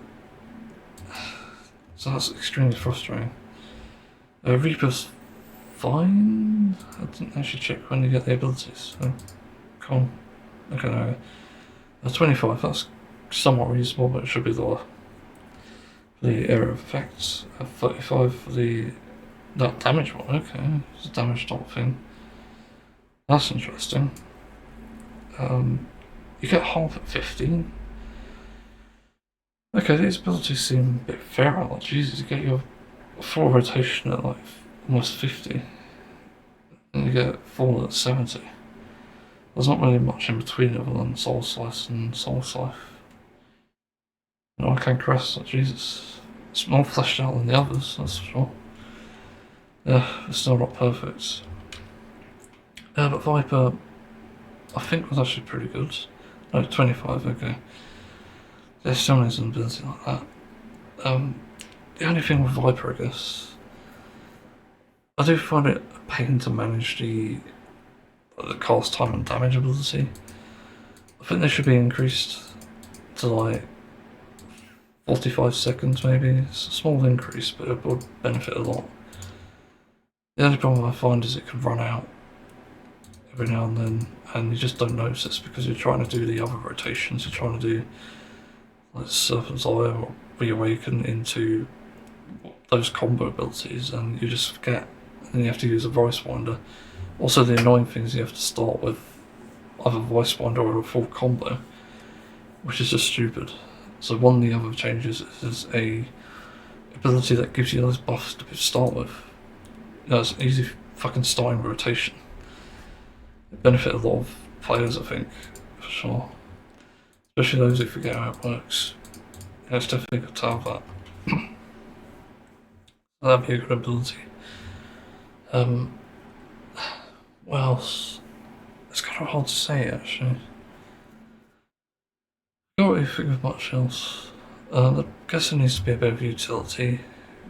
Compared to Ninja at the moment, there could be a bit more done in terms of buttons, but then again, it is quite sort of face rolly, so it just works, I guess. Yeah, that's what I think needs to be changed in terms of class balance. Yeah, if we're going to do class reworks, I mean, yeah, those are the things that need to be changed about. Ninja, I'm not sure about the system yet, I haven't tried it, so I can't comment. Not sure what Dragoon has, can't see anything. White Mage, I'm not sure about the Lily thing. I think there needs to be an ability to use the Lilies up. Yeah, I can't. Oh yeah, Holy needs to remove that stun. It's annoying when the tank's buffer defensive and suddenly you give them enemies stunned for about 10 seconds. It gets a bit annoying because it just wastes their ability. So that needs to change, it needs to be separate. Or just remove it entirely. Over here that has that. And you do sort of need that unique gimmick, I guess. But it just doesn't belong there. So that's annoying. Yeah, that's all I can think of, in all honesty. I don't think there's much else I can complain about with the jobs so far. I haven't even touched Pugilist or Samurai. That's it, I think, for job reworks and just balance the gym. Yeah, so I better move on towards the line-off. Got a sort of fun topic. And I was just thinking about this recently because I'm listening to the He Old Movie podcast again. It's been a while since I listened because I've been trying to get through some watch later videos, which I happen to have podcasts and stuff. So that's why. But I got to the episode now where they're talking about Shrek, and they're talking about it live, and it got me thinking, like, what the hell is my favourite movie of all time? I think it's definitely like a cross between Everything Everywhere All at Once and Shrek, or Shrek 2 to be specific. And Shrek 1 is a very close contender as well. But the things that these movies do are so fascinating. So I'll start with Everything Everywhere All at Once, since that's recent memory. Might take a while to recall the Shrek ones. So that movie came as a surprise because I watched it quite a few years ago, not long after it released, I think, on platforms. And I really liked it. Like, it started a bit slow, but then I started to really enjoy it. Like, the story was a bit goofy here and there. I did like the fact that the main character was, I think, lesbian. Yeah, that's great. and the story wasn't really going very far until, of course, the changing of realities, and then it got really interesting. It just started to get really fucking goofy. I remember the hot dog fingers thing. It's just so fucking weird, and then there's that delivery driver thing. Isn't there a world where you pretty much could do like kung fu or something? Like, there's so many different ideas. It was actually really clever, and it actually lived up to the title of the movie for once. And it's kind of crazy. And then it had this fucking existential sort of, I don't know what you call it, it wouldn't be a crisis, but like existential realization or something about a multiverse. And towards the end, it's just such an interesting movie. I forgot to say spoilers, but at this point, I'm surprised if people can remember the spoilers. But it's just such an interesting movie, given what it's trying to do. And rightfully so, it won quite a few awards. Awards even. Is it award or reward? I never actually know the difference. And those two rewards, someone is to essentially commend them for something they've done, but an award is that even any? I don't even know this. What the fuck? I never really thought about it. There's probably a difference. Anyway, so that movie is definitely one of my favourites of all time. And I actually got it in my Hall of Fame because that's where I put the things I love. I haven't got my viewers there because I don't love my viewers that much. Anyway, just having a look. What have I got here for movies? Got a lot of TV shows. Bands, okay. Okay, I can't find movies for some reason. There it is. Okay, I got Shrek 2. Okay, thanks, Squad. Why is it doing this shit? It's so fucking janky. Yeah, Shrek 2, Escape from Alcatraz, Despicable Me 1 and 2. Minions I actually liked. That's interesting. Fist of the North Star, 1986. Yeah, not the remake. Also, the 1986 one was great. Joker, that was amazing. That Pusek also, the Skywalker also, Princess Mononoke, Ponyo, and Everywhere All at Once is there. I've also got Die Hard 1, Evangelion 2.0, and Deadpool 1, 2, and Wolverine. Rocky Horror Picture Show is fucking amazing. All the Wallace and Gromit movies, and Hot Fuzz. Yeah, those are like my favourite movies of all time. Yeah. These movies all have some very good aspects to them, obviously. Otherwise it wouldn't be there. I think we can move on to Shrek there. My love for Shrek actually started from not really a young age, but really in my young adulthood years, because when I was a kid, I didn't really think much of the movie. It's just like some of the others, to be honest, and I didn't really think much on it. I like the music, which weirdly enough is like kind of my earliest sort of exposure to sort of older music. Even then more like boomer music, if that matters, because that is literally what it is. But it was definitely a movie even back when I was a kid. And I watched Shrek 1 a handful of times, but I watched Shrek 2 tons. Because we pretty much had it on every fucking Christmas. That's kind of a surprising thing. So I've pretty much seen it, 8 or 9 times, and I guarantee you if I'm allowed to sit down in my own headspace for a while, I could literally recall every scene in the movie, from start to finish. It's just something you can really only do when you've seen it enough times. And yeah, Shrek 2 definitely is amazing. And seriously, if people haven't seen it, you need to see it. Because it's one of those movies that's just so different compared to what else is out there. And for that reason, it's always got a special place in my heart personally. But it's just so fascinating when you watch it as an adult and it's like, oh, well wait, I didn't realise a lot of this stuff before. It's the same for Shrek 1. You don't even realise a lot of the humour. And when I did this up, I was kind of like, okay, why the fuck do I like this so much now as an adult rather than a kid? And I found a video on it. And it basically explained everything. It explained how it became a major success, and this was thanks to the fact that they recast Shrek's voice actor, and they even had a soundtrack which was really unique. Like, they added music that was from like anywhere from the 60s to like the 2000s. Like, that's what made it unique. I remember a Giant Jet song, Bad Reputation, from the first movie, I think it was.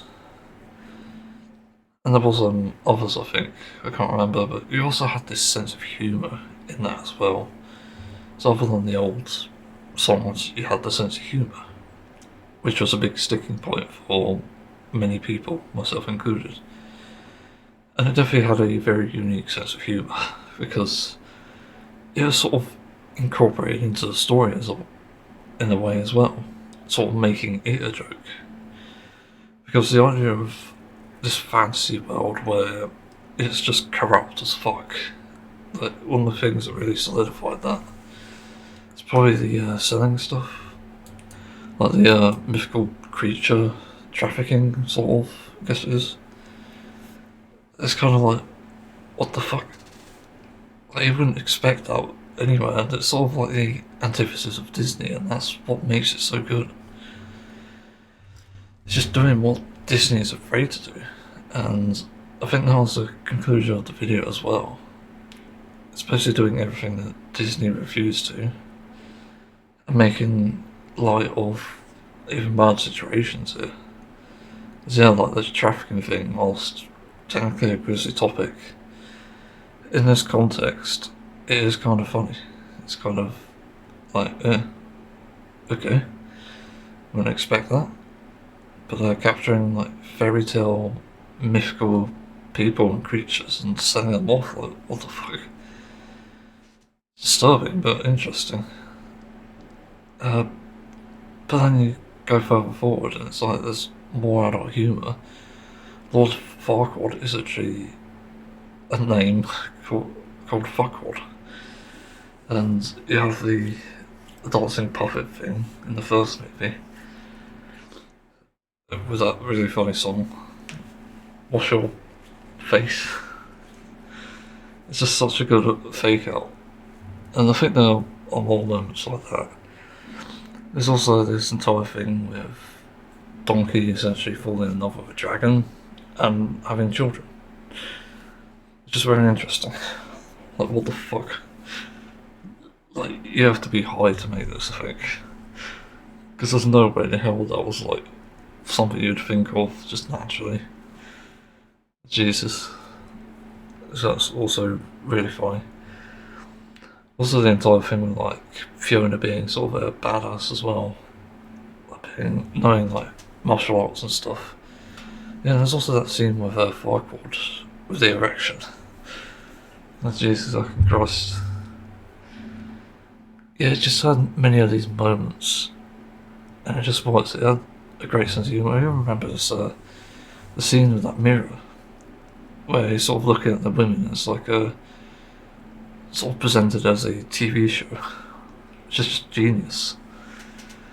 Like, it's got so many of these clever ideas that it does literally make it one of the best movies of all time. Like, every time you watch it, you could probably find something new, possibly. I could be wrong, but even then, these details are so good. You just think about them and remember them. That, as the Yomp podcast says, it's pretty much iconic. And that's why it's stood the test of time. And then the second one did things that are even better. Like, it's got quite a few memes, I think. And I remember this one thing, the sort of fake wedding thing, was it? Did they have a wedding? Shrek and Fiona? I think they did. And then there's this plot with trying to get Fiona to marry Prince Charming. It was hilarious. There's so many good moments with him, it's just, Jesus Christ. And also the music choice as well is good, starting with All Star. And having some great tracks later on, like Holding Out for a Hero was definitely a really good choice. Pretty much what made me fall in love with that song, actually. Not sure if I'll make a metal cover of it though. Honestly, it's just perfect the way it is. Yes, they travel, and I think at some point Shrek ends up with Puss in Boots. I can't remember how though. But Puss in Boots was a great addition as well as a character. So that definitely added to the just greatness of it. It's just objectively so, and it's no doubt a hook for some people because it's just such a different character. And Puss in Boots did add quite a lot to the story as well. There's definitely a unique sense of humour with him. And like, there's really not much else I can say because it's just like consistent like this throughout the entire movie. And the storyline itself, a bit cliche, but also it did try to put a spin on it, which was definitely good, like the fairy godmother stuff.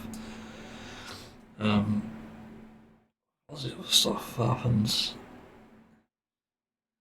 The Muffin Man? Yeah, that's something that happened. Yeah, it's just got so many of these moments of genius. You just appreciate it in the end because it's just so good. It's honestly one of those things I could rewatch and probably not even dislike it. That's probably something that I could do, realistically speaking. I suppose I got to address the thing that maybe didn't age well, but I could be wrong. The ugly stepsister. And of course, with everything the way it is now, there is a lot of political correctness, and it's fine, really. We do this for a reason. I think the ugly stepsister, technically speaking, did age well. Just not in the way you think. Because I think the problem is, many people like myself used to perceive back in the day as not actually being a woman, or presenting as a woman. But then, nowadays, with our understanding of gender and everything around that, even transitioning, you can sort of see the ugly stepsister as an actual woman. And yeah, very much is the case. And you even see it in the third movie, where there's like a deeper plot where I think Shrek and no, it's Fiona actually. Fiona and the other princesses are like planning or having a baby shower, and the ugly stepsister was there. Which is interesting. There was also a great scene in that where the stepsister basically steps out and knows the guards with her leg, and they're kind of like, ooh. There's like a fake out, and she's just like really funny. But yeah, like, I think as a character she definitely aged well, but at the same time I get the feeling that wasn't the intent with her. It kind of just sucks. But hopefully if the Shrek 5 movie ever comes out, I don't know what it's about exactly. Actually, I will talk about that briefly. I saw Shrek 4, hated it by the way. I liked the story idea, but it just wasn't very funny, very interesting. Rumpelstiltskin was quite iconic, surprisingly, which is the only saving grace in the movie, I think, probably. Yeah, Shrek 2 is great. Shrek 3 I remember being meh. It's just, it had moments, but it wasn't great. Do the Roar. Was that the fourth one? Hang on, I think that was the fourth one. Yeah, because like Shrek was in his own mind, like fucking hating his life. And then he realised that, oh shit, he really needs his family. But to talk about Shrek 5, I think I saw the trailer and it looks meh. It didn't look amazing. And honestly, I'll watch it, but I'm not holding out any hope. But there was this interesting moment where people were pointing out that he had gone woke. What the fuck are you on about? Like, did you even see Shrek 1? Like, holy shit, you have to be an idiot to think that Shrek has gone woke. Because there are a few things in Shrek 1 where it is woke. First of all, interracial relationships, starting with Shrek and Donkey. No, not that type of relationship. It's more like a friendship. But, yeah, like, it wouldn't be woke if it, like, it couldn't be woke if it, didn't have that. I don't know what to say exactly. But it's sort of like similar to befriending someone of a different race in real life. So, that's immediately woke. You go further in, you got Fiona, who is pretty much a badass. That can also be considered woke, because it's presenting a female character as being masculine.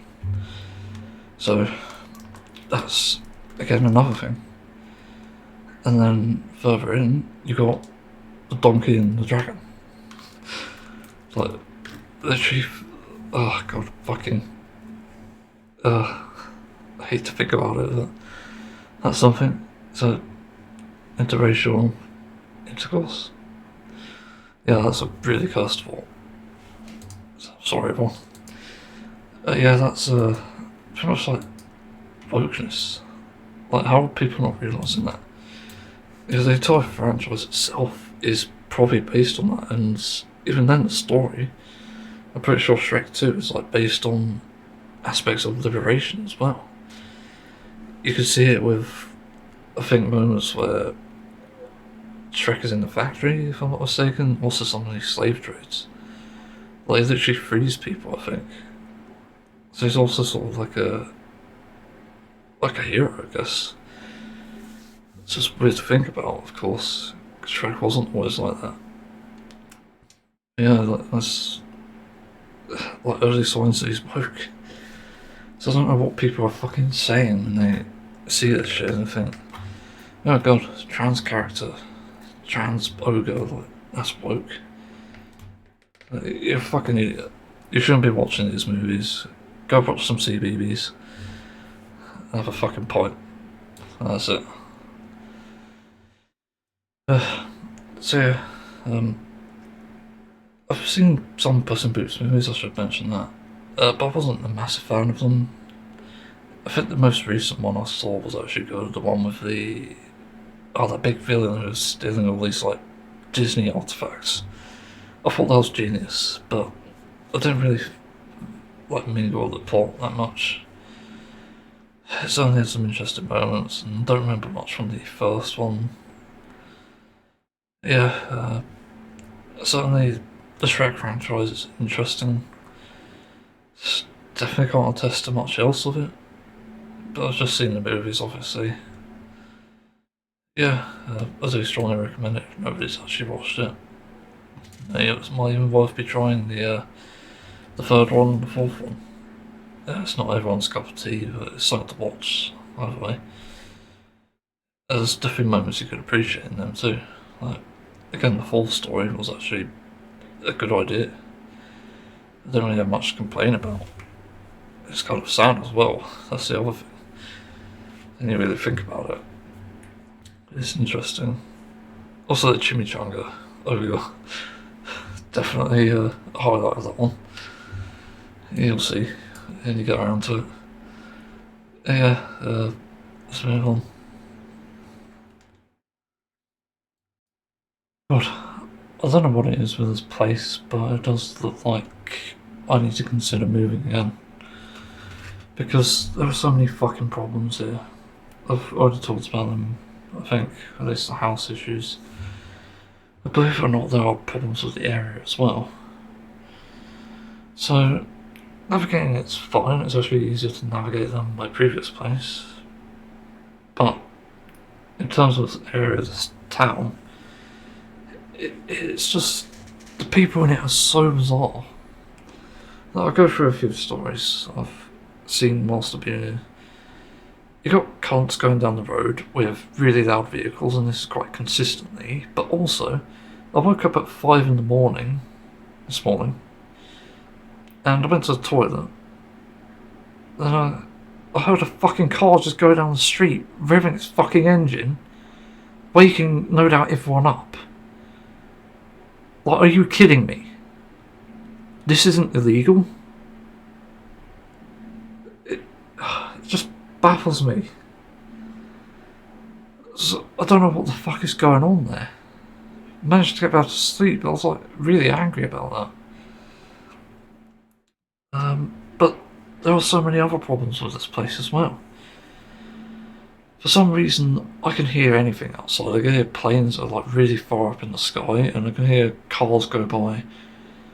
And for some stupid reason, I can even hear like cups of tea being lifted off the windowsill in the room above me. Like, what the fuck is that about? It's so bizarre. I could hear doors slamming in this house. Luckily I'm only connected to one side, but it's like, what the fuck? I don't get it. Because this place is not built properly, in my opinion. Because if you've got a sound measuring device, which I actually probably will look for now, I remembered, you probably see that it's actually not secure. And the problem there is that it means that it has a long way to go before it's actually complete, like properly complete. Not just, oh, it passes standards. No, this is actually complete, as in you can actually have a family living here and be safe, including if they have a child with autism. So nobody outside can hear it, but they can. That's the problem. You know, no doubt me fucking talking, someone out there can probably hear. And that comes with the other issue. You get a bunch of fucking weirdos in this place. I was out eating not the other day, actually it's quite a few months ago I think. And because I have to get a taxi to and from my place because it's way too far out, I was waiting there, and it was in the street. It's where taxis usually pull up. And for some stupid reason, we see these kids going down the street on bikes chasing a fucking dog. And the dog looks injured. And then a police car is behind them, supposedly not doing anything. And that's it, that's the last see of the kids and the police car. But only a few minutes later, the dog is fucking running up the street on this main road, which usually isn't that busy, but luckily it's not too bad. But this dog is fucking running up there. And we had some spectators here as well who were waiting with us for the taxi, and they literally commented on this, saying it's dangerous. So why the fuck is there a dog randomly out here on the street, supposedly being chased by kids? Like, what the hell is going on? And as if that wasn't bad enough, you do seem to get just the weirdest fucking people in this place. I'm not sure if anyone here has ever appeared in the news, but I can almost guarantee, without looking, that we have at some point. But it gets worse. Because the other thing that really bothers me at the moment, this is about the topic I'm going to go into, is the fireworks usage. Now, when do you think bonfire night is as a UK thing? It's a pretty UK thing, and I just looked it up. It's the 5th of November. So, when do you think people set off fireworks? Your guess was celebrations and events? Nope. Because they're setting off fireworks at any fucking random time of the day. I had to put up with this shit throughout last winter, throughout this summer, and through this winter again. So I'm having fireworks being set off here in this local area, which also sound loud as fuck because I can hear everything still. It sounds like a bomb going off. I've literally reported it to the police because it sounds like bombs going off. And it's hard to say what the fuck is going on here. Like, people are randomly setting off fireworks at, like, say, like February, and I've seen it set off in like August, September, like random points in the month, and it's even being set off now in October and November now. Like, I literally had some last night. So there's something fucking wrong with this place. I don't know why people are setting off fireworks, especially when they should have been made illegal years ago. And I'll go into that briefly, or detailing, whatever. But why the fuck is it being set off? What gives? And this shit's stressing me out, because I can hear it clearly. It really fucking bothers me. But the thing is, I'm sensitive to noise, and I've made people aware of that. I've made people aware of that before I moved here. And they've ignored every fucking word of it. Like, I could do some fucking property damage in a minute. So I'm just so fucking tired of this shit. So stressed out from it that I don't really have any other choice. I can't cope. I've said I've got a noise issue, noise sensitivity issue. Both, technically speaking. So it's not helping. And yet, nothing is being done about that. And the problem with this house is there is no other room I can go to. Because the other rooms are problematic in themselves. Because this current room has a bathroom, which is great. It has big windows, which is good. Especially for my computer, it really cools down the room. I've tested it in the winter here. It does really work. But that almost doesn't outweigh the problem of the sound. Like, it's a really big problem. Like, the sound is such a big issue that it outweighs everything. Because the amount of stress I get from, say, not having a bathroom and not having proper air circulation, which, by the way, one of the rooms does actually have good air circulation because of 2 windows. I'm not really finding that this room is actually as good as the others. But the other rooms have an issue too. They're not as sound sensitive, from what I can tell, but they do leak noise from the neighbours. And I've heard it, like, seriously, heard it. Because in the first room I checked out, literally could hear the fucking neighbour next door not only talking, but closing the door. Like, who fucking built this shit? Like, these people don't deserve a fucking house like this. Like, what is going on? So that really stresses me out. I literally have no choice at this point.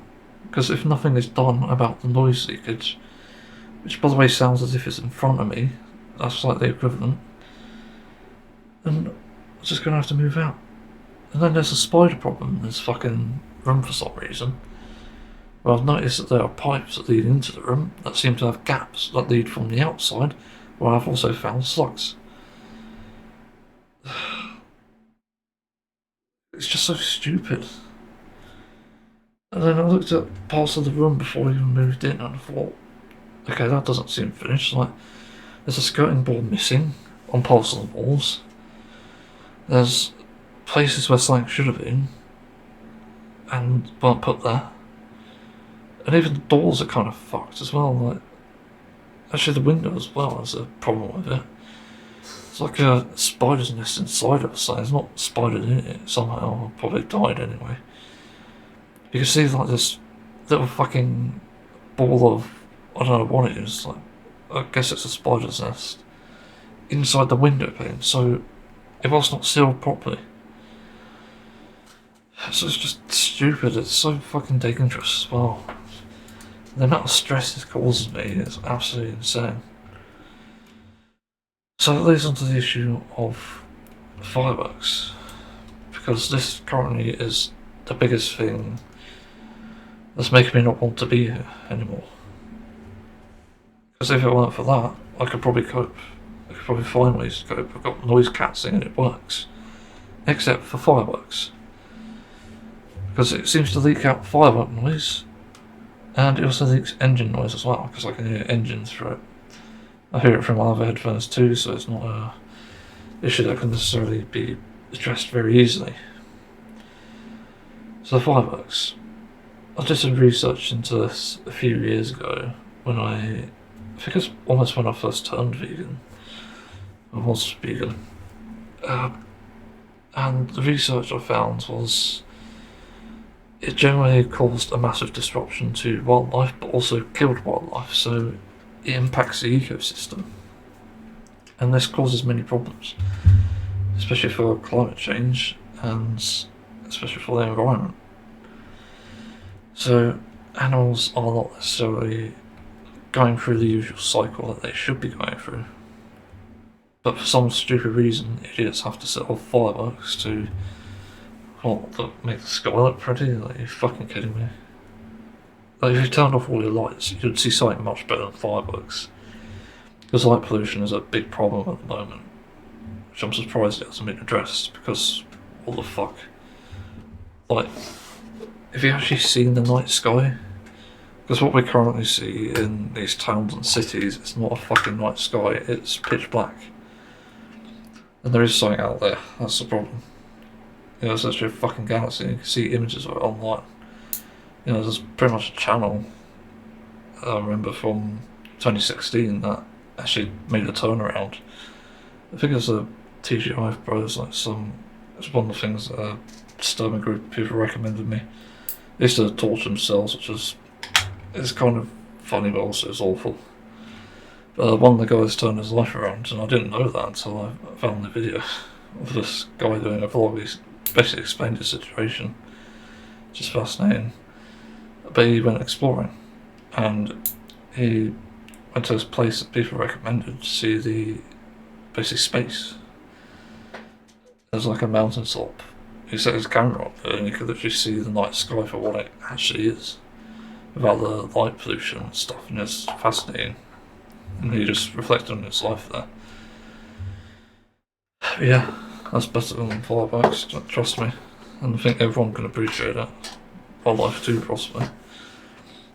But it goes to show there is absolute stupidity in people if they think fireworks are a worthwhile attraction. Because it literally isn't. And even then, you shouldn't be fucking doing it in a place where wildlife are pretty much inhabiting it. It just doesn't make any sense. And it's even dangerous to let it off in the city, because I'm pretty sure some people have seen it. But after like a big celebration in the city, the aftermath of that is actually really fucking creepy, it's haunting. Because there's just a bunch of dead birds all over the ground because they panic and then they fly into a fucking building and basically kill themselves. Like, are you kidding me?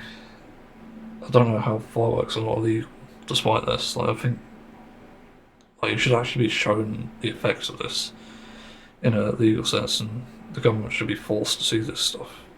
Should be forced to see the rows of dead birds, because it does affect everyone, not just animals but people as well.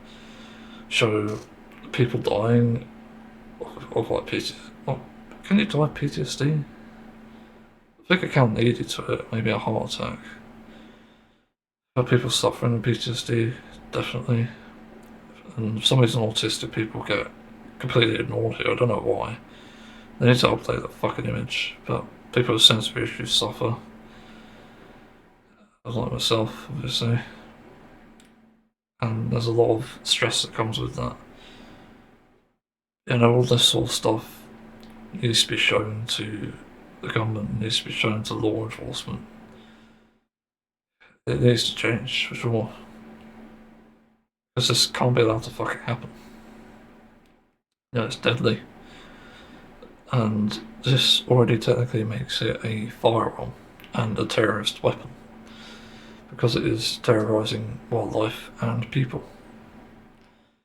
I've no doubt that people who move to somewhat quiet towns, probably more quiet than mine, it's not quiet actually, it's pretty fucking loud, probably go there to escape that sort of thing, and then suddenly you get some cunt who's setting off fireworks. It's like, oh, is it World War III? they're gonna have a fucking PTSD attack. That's horrible. I still don't understand how fireworks are legal. It's literally a firearm. It's filled with fucking gunpowder. So I don't understand. And it's also a projectile weapon, so technically it's under the same class as a rocket-propelled grenade launcher. Is that what it stands for? I can't remember actually. Pretty sure it's rocket-propelled grenade something launcher. But it's pretty much the same class as that. Because it is a projectile fucking weapon. And that can be launched anywhere. It can be launched into someone's house, into someone's fucking car. And that can lead to fires. That can lead to death. And no doubt leads to suffering if people are sort of close to it. It's just stupid. And this goes on to the next thing. It is a literal weapon. I've watched countless videos of this just to see the effects of what would happen if it, say, went off in your hand, if it went off in front of someone. It just kills people. So it is literally a weapon. Like if you aim it at someone, like a friend, I don't know, and you purposely do that, like maybe it's a jackass skill or something, jackass, whatever you say it. Launch it into your friends, I can almost guarantee they'll either come out of that with severe burns or they'll die. It only goes one of two ways. And it's fucking deadly. Because that thing explodes. Again, it could set you on fire, but also the impact can actually fuck you up. If it goes anywhere near someone's head, guarantee you, it'll fucking kill you. It literally does. Because the explosive impact of that is so strong that it has blown off people's fingers. Like, it's literally that fucking dangerous, and the shrapnel as well that comes off it. It's also pretty dangerous. So that can lead to infection, that can lead to a slow death. As if the burning wasn't enough. So there's many issues here. This is why I consider fireworks a terrorist weapon. And I'm actually taken to reporting it online, because frankly I can't fucking stand for this. You know, I see not only an injustice here, but a danger, a threat to human and animal life in general. And on top of that, if we start setting off fireworks amidst a war, like that's extremely fucking dangerous. You're gonna cause panic. You're gonna affect people's lives pretty badly. Like, there's so many things wrong with that. I genuinely can't comprehend why this shit is allowed. So, I think while I go in here, I'm not really sure if there's anything people can disagree with. Like, I've thought about this quite thoroughly, and the conclusion is always the same. It's definitely a firearm. It definitely hurts people. It definitely hurts animals, for that matter. It's abusive. Like, let's not forget that cats and dogs suffer as a result of this too. You know, cats can run off, fucking die, get hit by a car or something. And dogs, while staying in the home, or like even out on the walk, they can just run away. But dogs might try to run away, even if they're in a home. But they can also suffer and fucking die from a heart attack. And I remember when I was living with dogs before, it was always heartbreaking to see that they're often scared of fireworks. And there's nothing you can do about it. Like, there's really nothing. And I don't even know if there's even a solution now. Because noise cancelling, as I said, doesn't work. But how do you noise cancel a fucking room? How do you noise cancel for a dog? Like, even though it does reduce the volume by a small amount, it's noticeable enough. Yeah, I can say that. It's not nearly enough to actually completely block it out and stop bothering me, and stop bothering dogs for that matter. So how do you even address that? Yeah, as I said, I've grown up around dogs and seen this. They literally suffer as a result of fireworks. on very rare occasions, and we did have a dog that liked it, just sort of barked at it, sort of like look at it, but the stupid thing is that you can't really control this shit.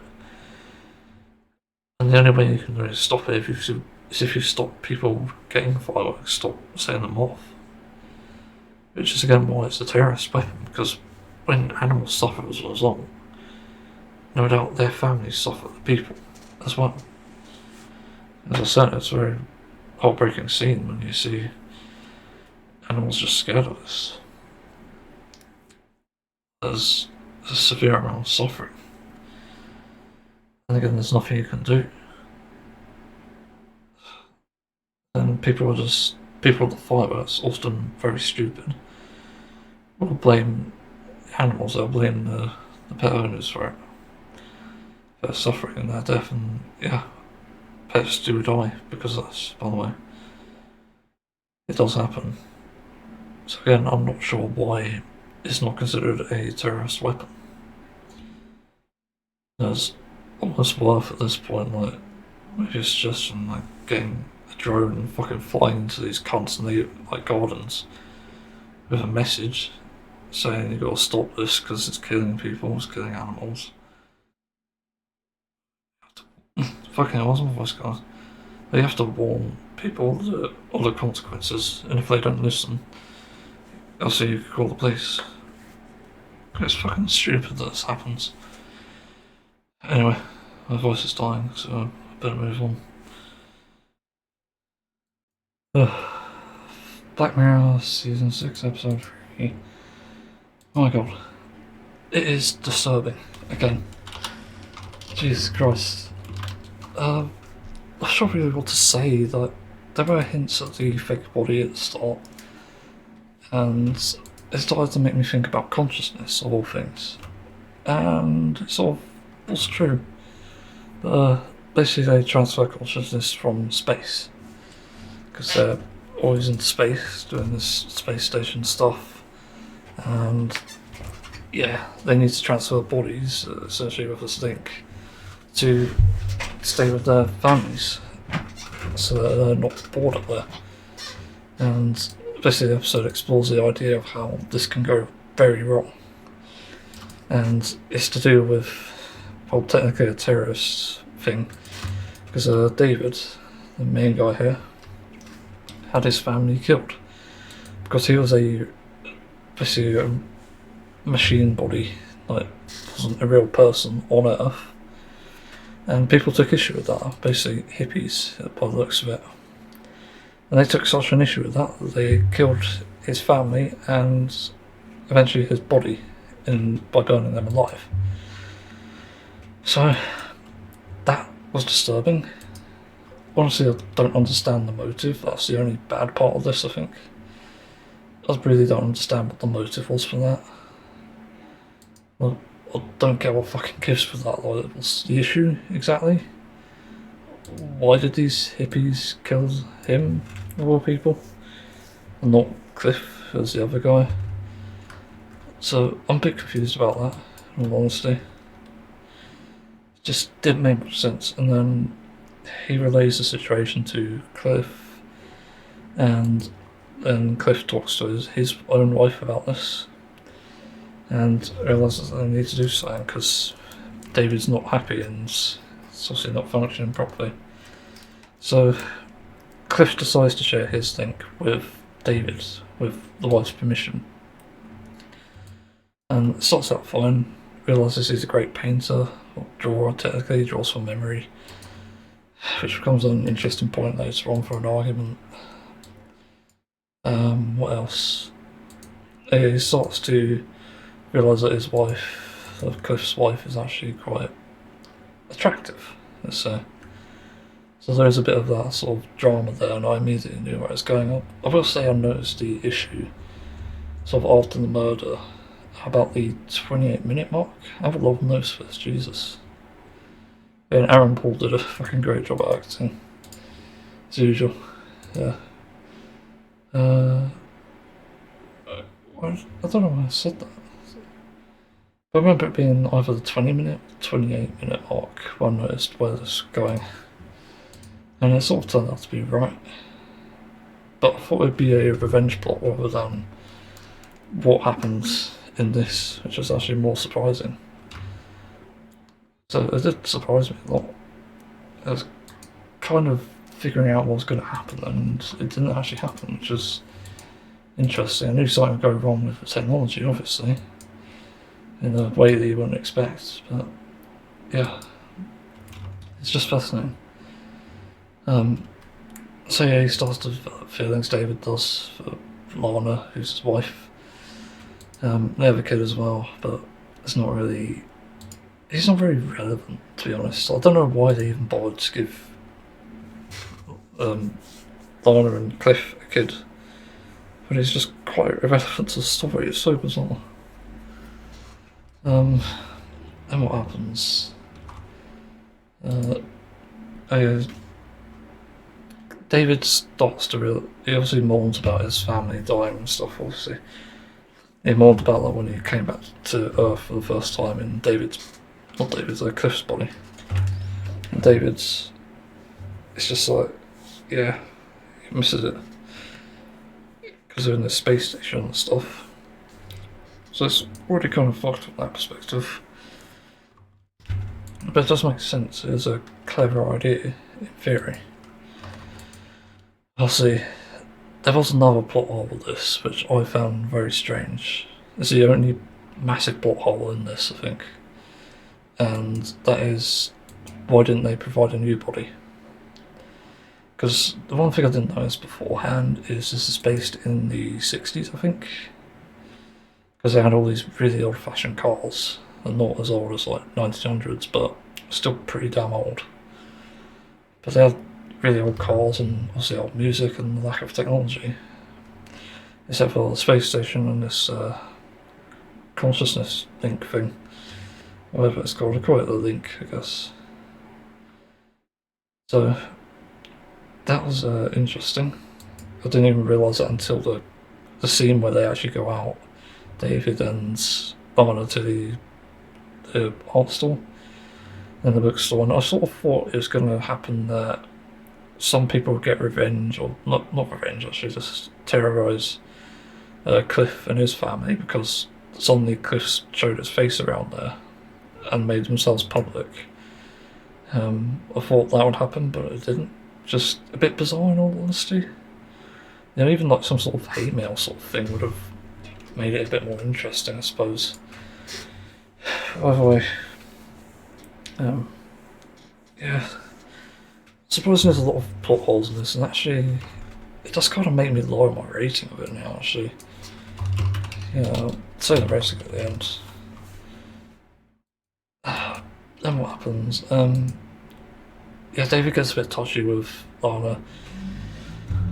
Lana realises that she's kind of fucking up, falling for him in a sense, and walks away, and then when Cliff gets back, he has an argument with her. Apparently David punched Henry, which I didn't see, or hit Henry, not punched, but hit Henry somewhere. And I didn't even see that. That's bizarre to me. Like, what the fuck is happening there? Jesus, that's weird. So I have no idea what happens, exactly. It just baffles me a bit.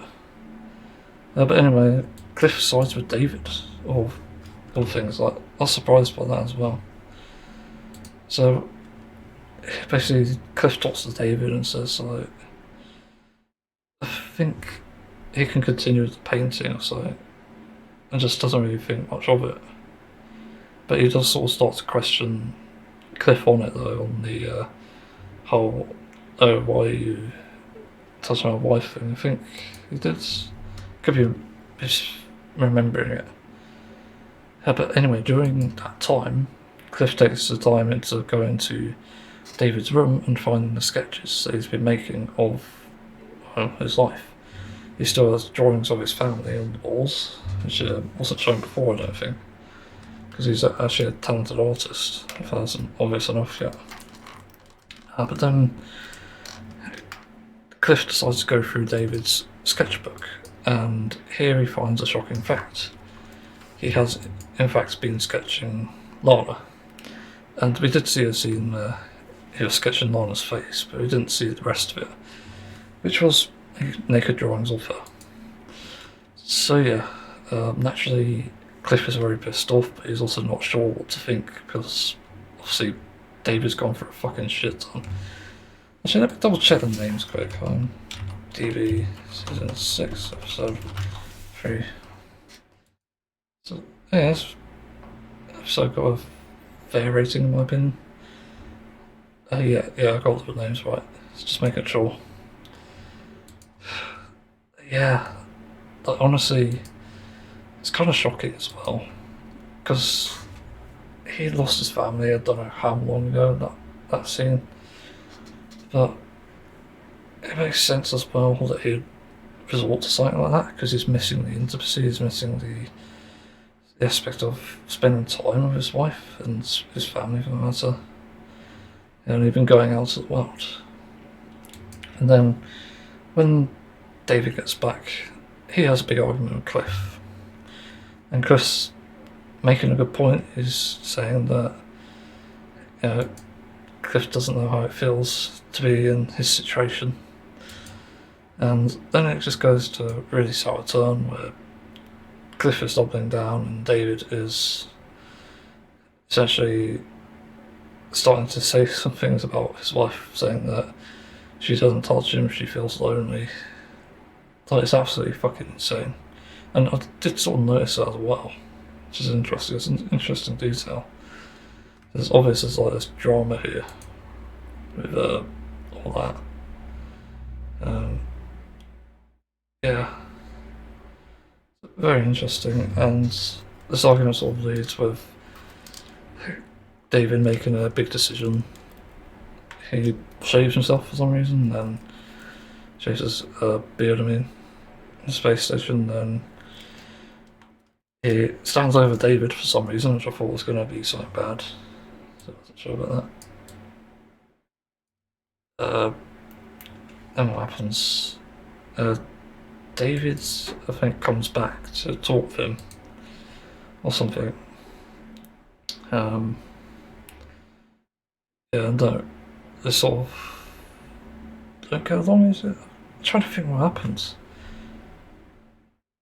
I think actually Cliff confronts Lana about the, because it's kind of hard to communicate that there's like 5 bodies at once here talking to each other.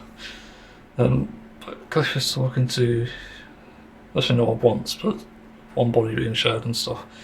But Cliff is talking to Lana, asking her about the things that David said, and assumed that she had shown her body to him, which is natural because Cliff did see how amazing the drawing was of Cliff's house. When he came back from that first trip and thought it was drawn from memory, as he could draw from memory. But it actually turns out that he didn't actually draw Lana naked from memory. So it sort of stays neutral with Lana and Cliff. But she's still a bit unsure. She does say she wished she was touched by David in the end. It's just a very interesting twist. I don't know much about relationships, so I probably can't talk on that aspect. I've never gone that far. Or have I? Maybe in my dreams. That's another story. And nightmares.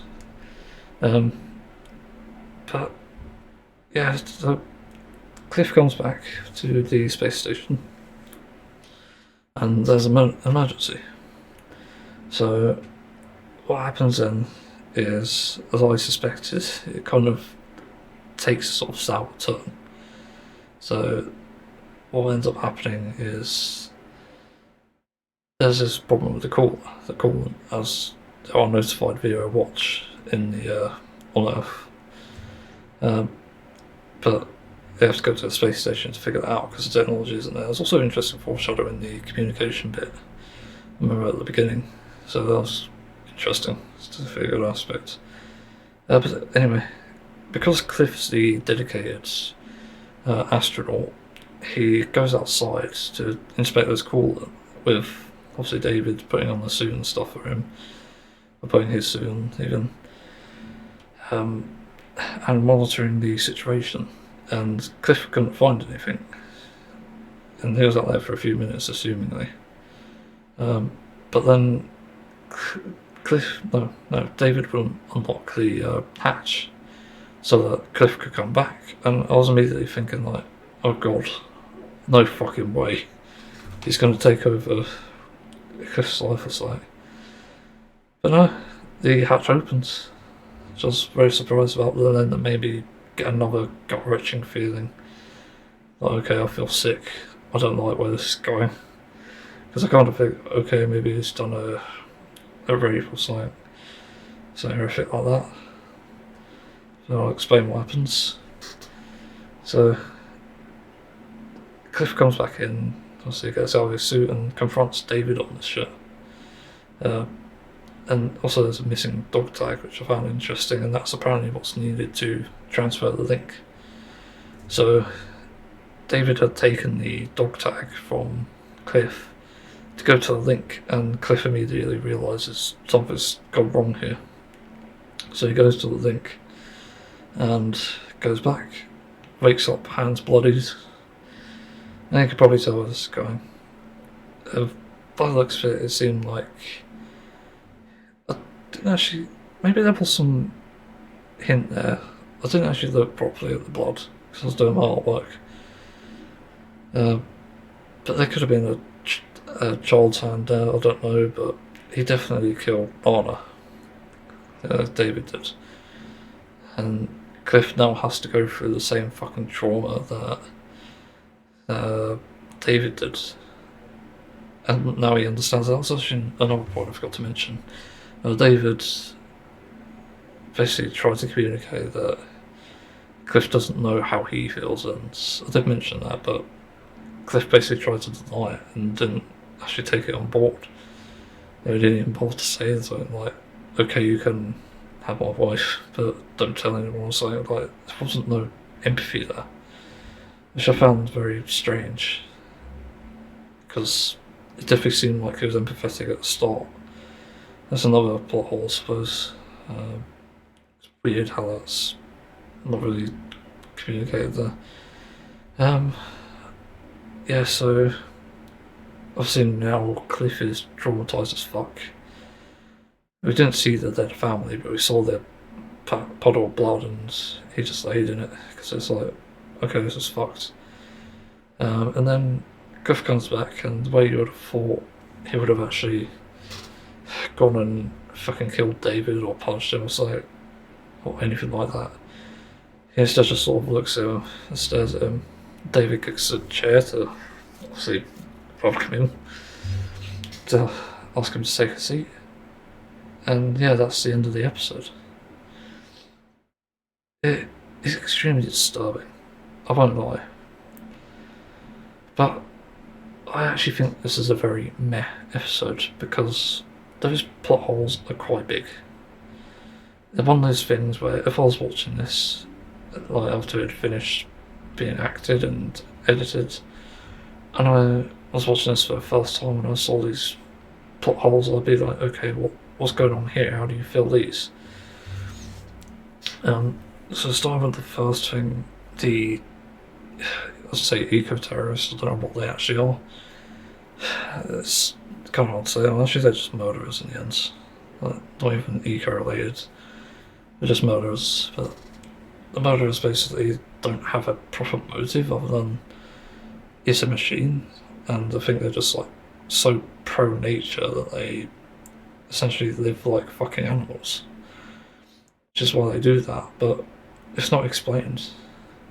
You know, they just keep asking David like what his cock is like, if he has one. And they basically torture him by cutting off an arm, finding out it's robotic. It's just all sorts of fucked. That is crazy. Then the next thing is, why didn't they provide another body for David? Assuming that they have communications at the space station for that, because they have the link. So I don't understand what gives with that, unless it's like a complicated process, but it wasn't really explained. Trying to think what the other problem was. I'll put whole. I'm not actually sure, you know. Like, I suppose there's like a question of like, okay, where do we draw the line? Oh yeah, the rules answer.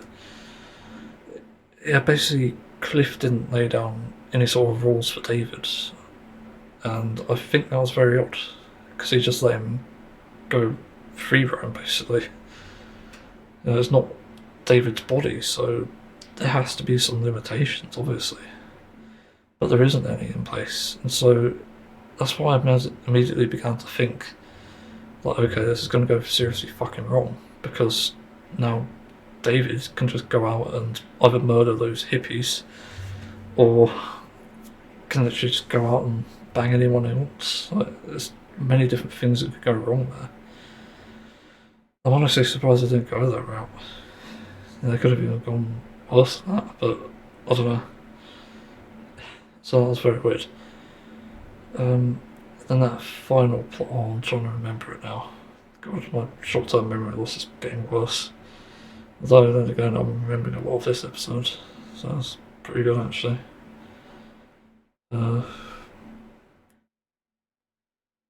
Yeah, I guess PTSD caught up with David at the end there, obviously with him killing Cliff's family. Yeah, I don't know what the other plot holes could be exactly. I'd say the only bit of bad writing again is the fact that Cliff started out very empathetic and then started to be a bit apathetic towards the end. Which is a very odd choice. I honestly don't like that much. Because if I put myself in David's situation, like, fuck, I'd miss my family and a lot, but I'd want to move on. And that's a really big deal there. So the fact there wasn't anything in place like that was just extremely suspicious. Why weren't there any rules here? Why wasn't there any sort of empathy? It's just kind of weird in that sense. And they could have even said, like, you can't date anyone as Cliff's body, in Cliff's body. Yeah, I don't know. It's very strange of an episode, and that's honestly why I give it a sort of lower rating. It's not the worst episode, but it definitely has some really good moments and a good idea, which obviously turned out into a bad idea, as we can see. Yeah, it's a very hard recommendation in all honesty. It really depends, because it's quite long as well. Like 1 hour and 20 minutes, I think it was. It's a hard recommendation, really, because I think if you like sort of these stories about consciousness transfer, you might like it. If you're especially familiar with Black Mirror. If you don't, then it's kind of, yeah. So, I'll leave it at that. Alright, so I'm really only making this in the podcast just to avoid bringing up in the funny moments to take up a lot of time, but I'll talk about it here. So Final Fantasy XIV, as people may know, I did not really interact with my last free company, and it's not because of a drama or controversy. I didn't realise there's a guy down here in Foundation. Just, the fuck? That's a thing. Anyway, let's watch this guy that wants to talk. Because that made me laugh. Yeah, so I left the other one because, first of all, it's on a basically dead data center. Like, there's nobody on it. Now, if you go on the groups in the morning, there's like, you only get like 2 or 3 groups on there on Chaos, but on Light you get about 20 odd. And this is just in the early morning, like 7 o'clock, which is just insane. It's not just spam groups either, which is one of the saving graces, I suppose. Yeah, it's so interesting because it essentially means that there is this issue, I suppose. Oh, what? I'm getting distracted. I need to fucking mute things. First it was fireworks whilst I'm talking about autism, and then just streams that I have open for ADHD, and turns out HD gets me. Yeah, strange thing with free companies, I suppose, is that if it's on a dead data center, then there's not really much going on. Even though you have the benefit of, I suppose, finding easier housing and stuff, it isn't optimal in terms of the other content. Which admittedly, you can just do a quick data center transfer, but it's quite inconvenient compared to what you'd otherwise do. Just being on the data center, you need to be able to do the content. You know, if I wanted to do a field operation, like for example, I'm imagining this is Eureka or Bosnia. Obviously, if you're watching the video, you'll see it, but there's a group here that isn't labelled because I haven't unlocked it yet. But that's why I joined this essentially, and also it's like deep tunnels as well as in-game content. It's good, even legacy. This one isn't legacy, but there is still some there. Like I say, legacy is in old content.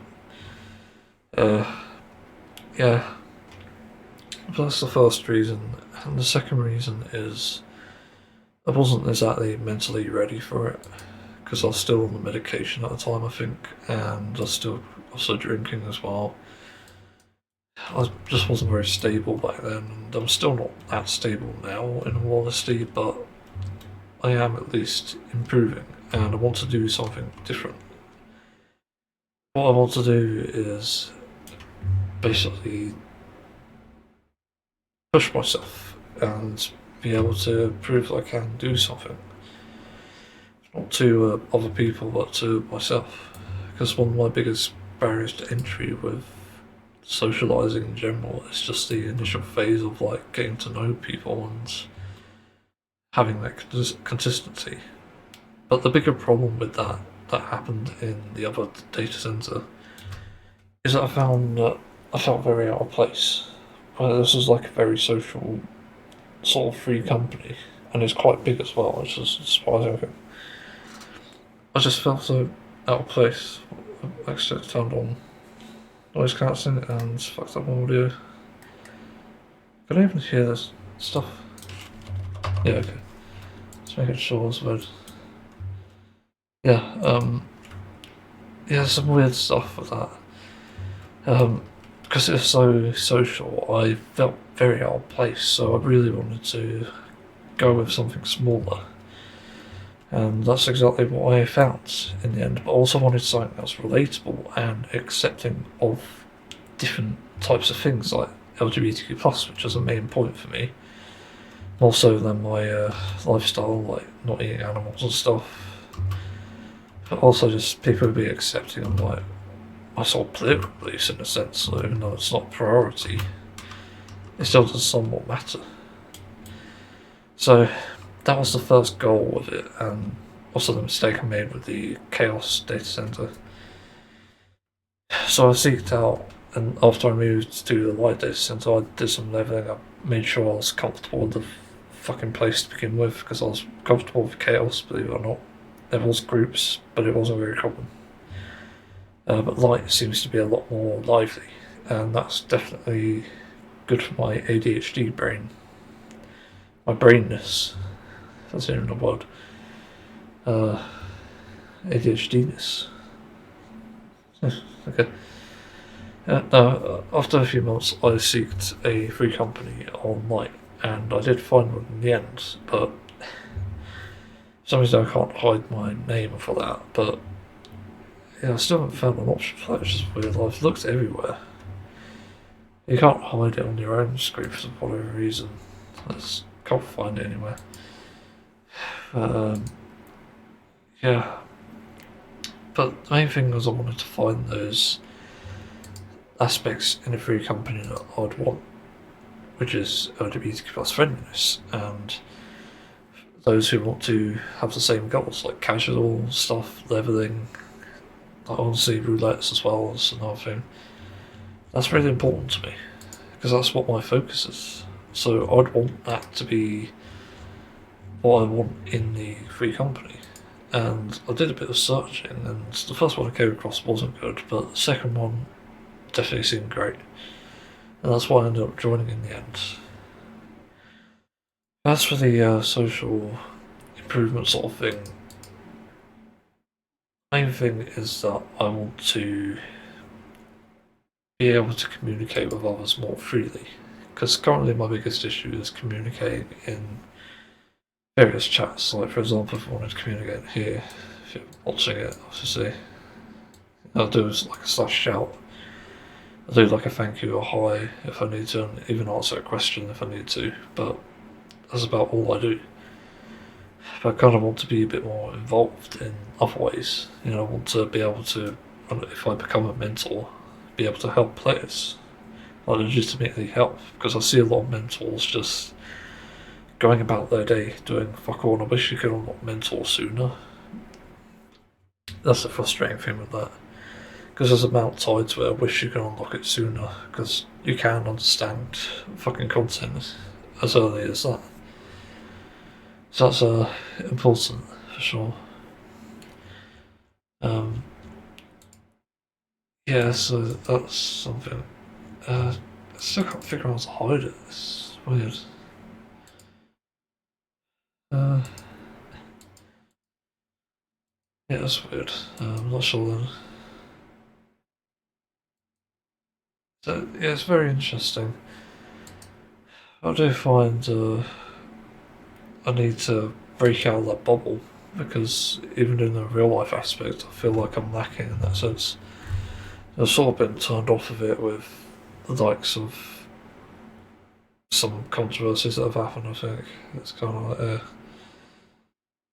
yeah, I've sort of addressed a lot of my problems, and I don't know if that's why people don't talk to me, but either way, I'm definitely a different person to what I was even a year ago.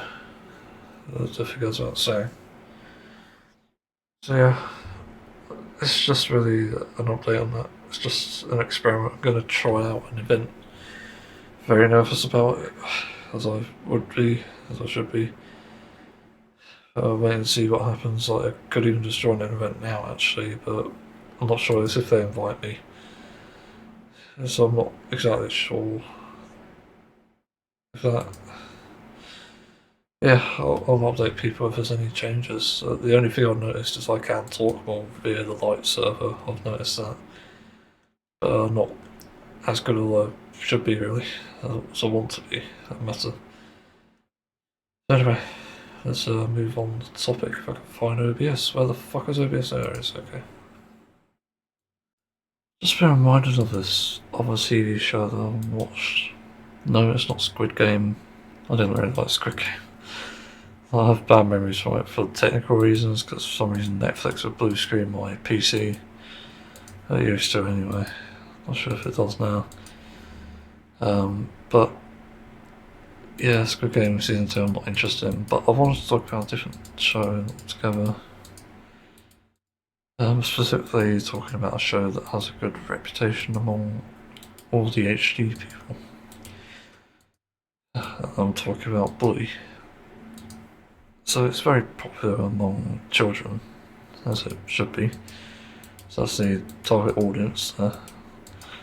But it's also popular among adults as well, because it seems to be the case that it seems to heal like generational trauma, I suppose, and also gaps.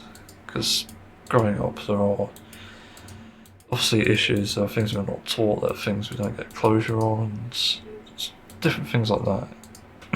Sometimes people don't even live out there in childhood because of various situations that they're in, and apparently BLUEY is like the way to address that directly. But there's a reason I never got on board with it, and it's probably a silly reason overall, but there is a second reason for it why. So the first thing is I acknowledge that the show has undeniably good animation. I've seen it, it's actually really impressive. But also a decent concept as well. This world being like cartoon versions of dogs, basically. I'm not sure if there's other animals, having said that. really thought about that. If there is, that'd be great. Because that was one of the things that went then off in another sort of vein Peppa Pig was good at. It's good at having a variety of animals as the characters. I used to watch that with younger siblings. It's definitely shows I didn't hate, believe it or not. It was a bit silly at times, but it was actually fine. When I had to watch that over something I wanted to watch, like The Simpsons or what other shows were there? Futurama. Actually, I can't really remember. I just used to watch this on at my dad's, that sort of stuff. I used to watch like Grand Designs. Terrible. Also Jeremy Kyle a bit.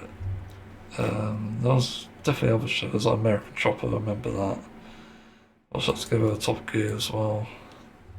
It's just alright, even though it's Jeremy Clarkson, didn't really know much about him at the time. It's a pretty funny guy though.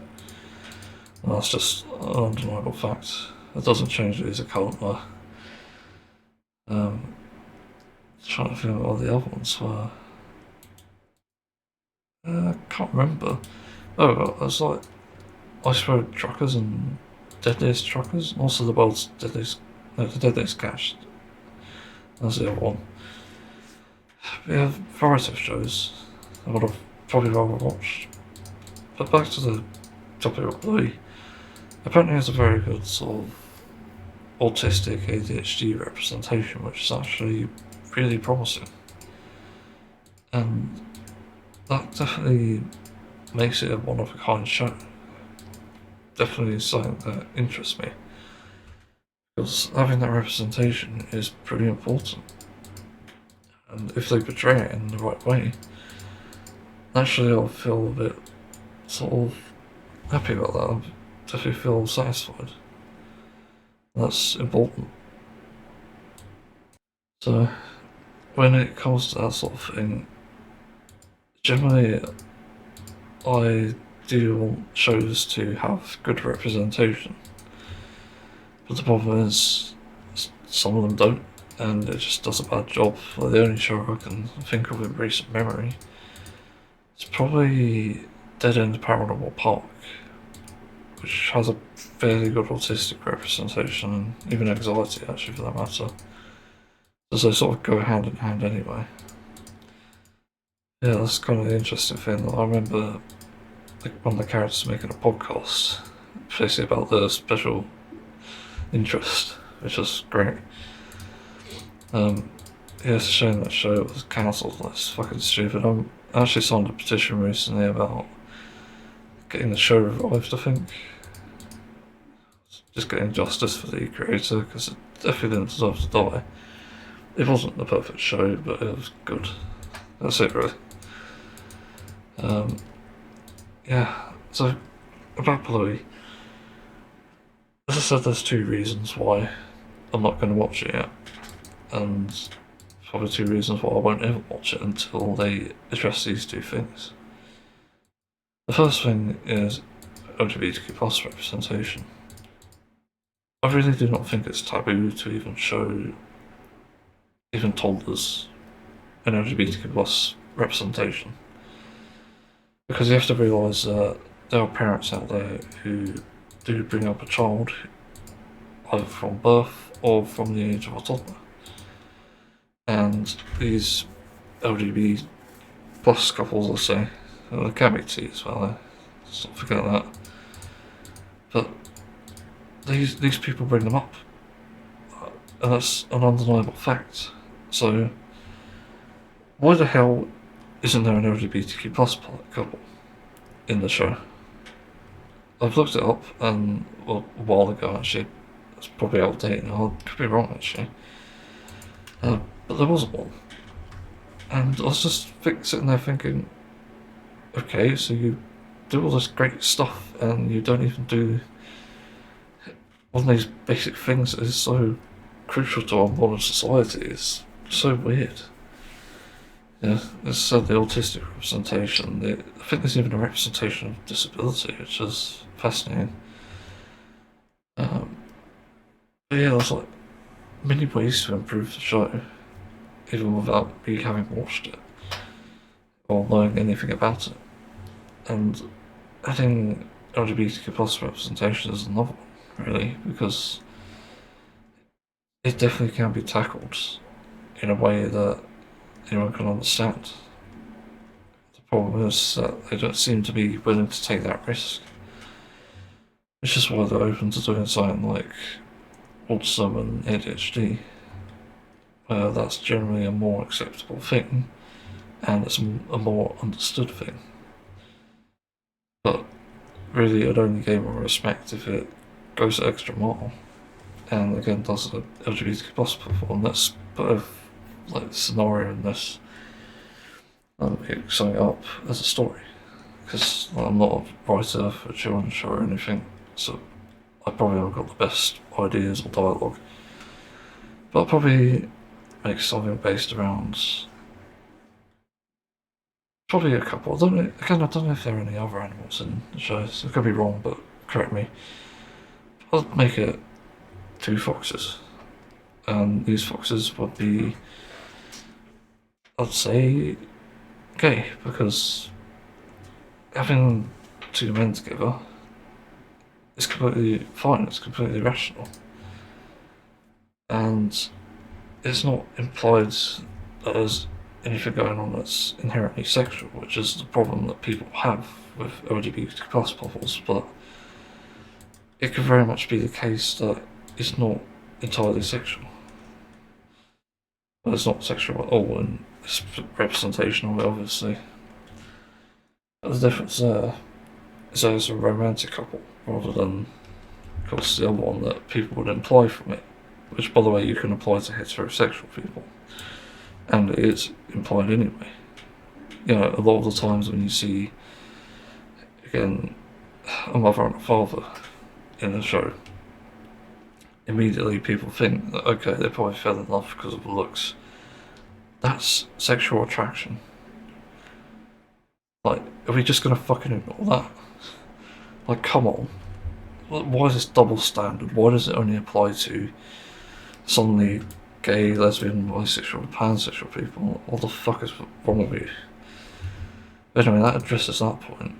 And, you know, also has a character sort of like BLUEY, and I think it's Bingo. Is he a sibling? And like, they could notice that there's obviously a gay couple there, like the 2 male foxes just holding hands.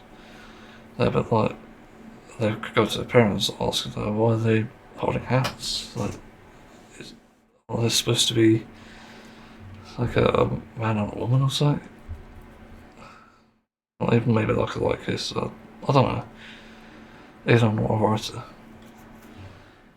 Obviously they'll ask the parents out of curiosity, and the parents would answer in the right way. And explain that when 2 people love each other very much, they'll date each other, and that could mean someone of the same gender. That's literally the entire point. That's the message there. And again, it's about love. And people, like, it genuinely makes me question what bigots think when they see a gay couple. Because it's obviously not a romantic aspect. It's very obviously a sexual aspect, which makes me wonder if they're perverts. They're sort of self-exposing in that sense. It's just fucking crazy. Jesus Christ. I really do not understand bigots and anti-woke people. It's never made any sense. So, that addresses that, really. But, again, it's like an innocent premise. Children see 2 men holding hands. Children ask parents why 2 men holding hands. And then, obviously, the parents explain there's a romantic aspect, falling in love with someone, and it's actually really normal to feel that way. That's probably the best way you can say it. It's actually normal. There's nothing abnormal about it. You know, these are the feelings you have deep down, and that could also be portrayed in some way. You know, didn't even bring up a hypothetical. It might be a bit complicated, but to some of the viewers, definitely wouldn't be. You bring up the hypothetical, like, say you really like girls, for example. Okay, so you're a boy who likes girls. Well, believe it or not, if you're a boy who likes boys, then you'd only be attracted to boys, or, yeah, just like in the gay sense, yeah. Again, it's probably a better way to portray that. This is just really on the spot stuff, I haven't written down anything. But that's important. But another aspect to add onto that, possibly, is a actual confrontation. So, well, not necessarily confrontation, but, you know, children being curious, they'll go up to the person, the couple, and it's like, why are they doing that? Why are they holding hands, being a couple and stuff? Well, there could always be that aspect, even after being explained, or they could be curious about what it's like. Because that's kind of the thing that children would ask. It's about, again, addressing that sort of childhood stuff, you know, the curiosity, the drama, I guess, in some ways. It's like getting all the necessary details to make a picture, maybe in their minds, but also just for future knowledge, future experience. That's really it, though. You know, the gay parents could obviously say that, yeah, we fell in love many years ago, back when we were maybe, I don't know, say like high school. I don't know what, actually, I'm pretty sure it's Australian. I could be wrong. Back when they're in high school. So that definitely would add an interesting aspect, and they could also give some details on that as well. Like, you know, we started hanging out around the playground or something, and he was the only one who talked to me, maybe. So it could also be that aspect of, oh, this guy's an introvert. Does that make sense? You know, because I'm a crazy person, I would also go a step further and say that maybe the other gay fox was actually trans. I'll explain that as well. Like before, I don't know, like, I could say Mr. Fox. I don't know, there's already a thing there. I don't know what even to name them, but say one of them was trans and basically they saw them through the transition and stayed with them. So there's also a bisexual aspect to this, or biromantic, I should say. So you've also got that. And that definitely had a really good sort of story point there. Yeah, we've also got the transitions, but then the kids wonder why did they transition? It's like, they explain that obviously the trans fox is not actually very comfortable in their previous body, their previous gender. Again, that can be portrayed in a different way. They're just not having feelings of a girl. Like, again, describe the sort of symptoms of gender dysphoria, and that could be the conclusion, essentially, of that. The children kind of nod and understand, obviously. Yeah, it's like empathy and stuff. Again, I'm not the fucking writer, so it's all to be decided if they ever do that sort of thing. I'd ask at the very minimum that there is at least a gay couple, because that would be just nice. It'd be great to have that representation. You know, if you can't obviously do it with younger characters, I don't actually know how old they are. Like Bingo and BLUEY. I know one's older than the other. It's just pretty relatable, actually. We always have siblings that are like 2 years younger or older. Yeah, I don't think you can write that sort of thing in necessarily. But technically with that backstory, it is kind of like that. It's kind of like closure, which also says it's normal. So that's the other point. One of the things with the show is that apparently it does a good job of actually normalising these things. You know, it gives people aware and understanding of, oh, like, people can be like this. They can be autistic, they could be disabled.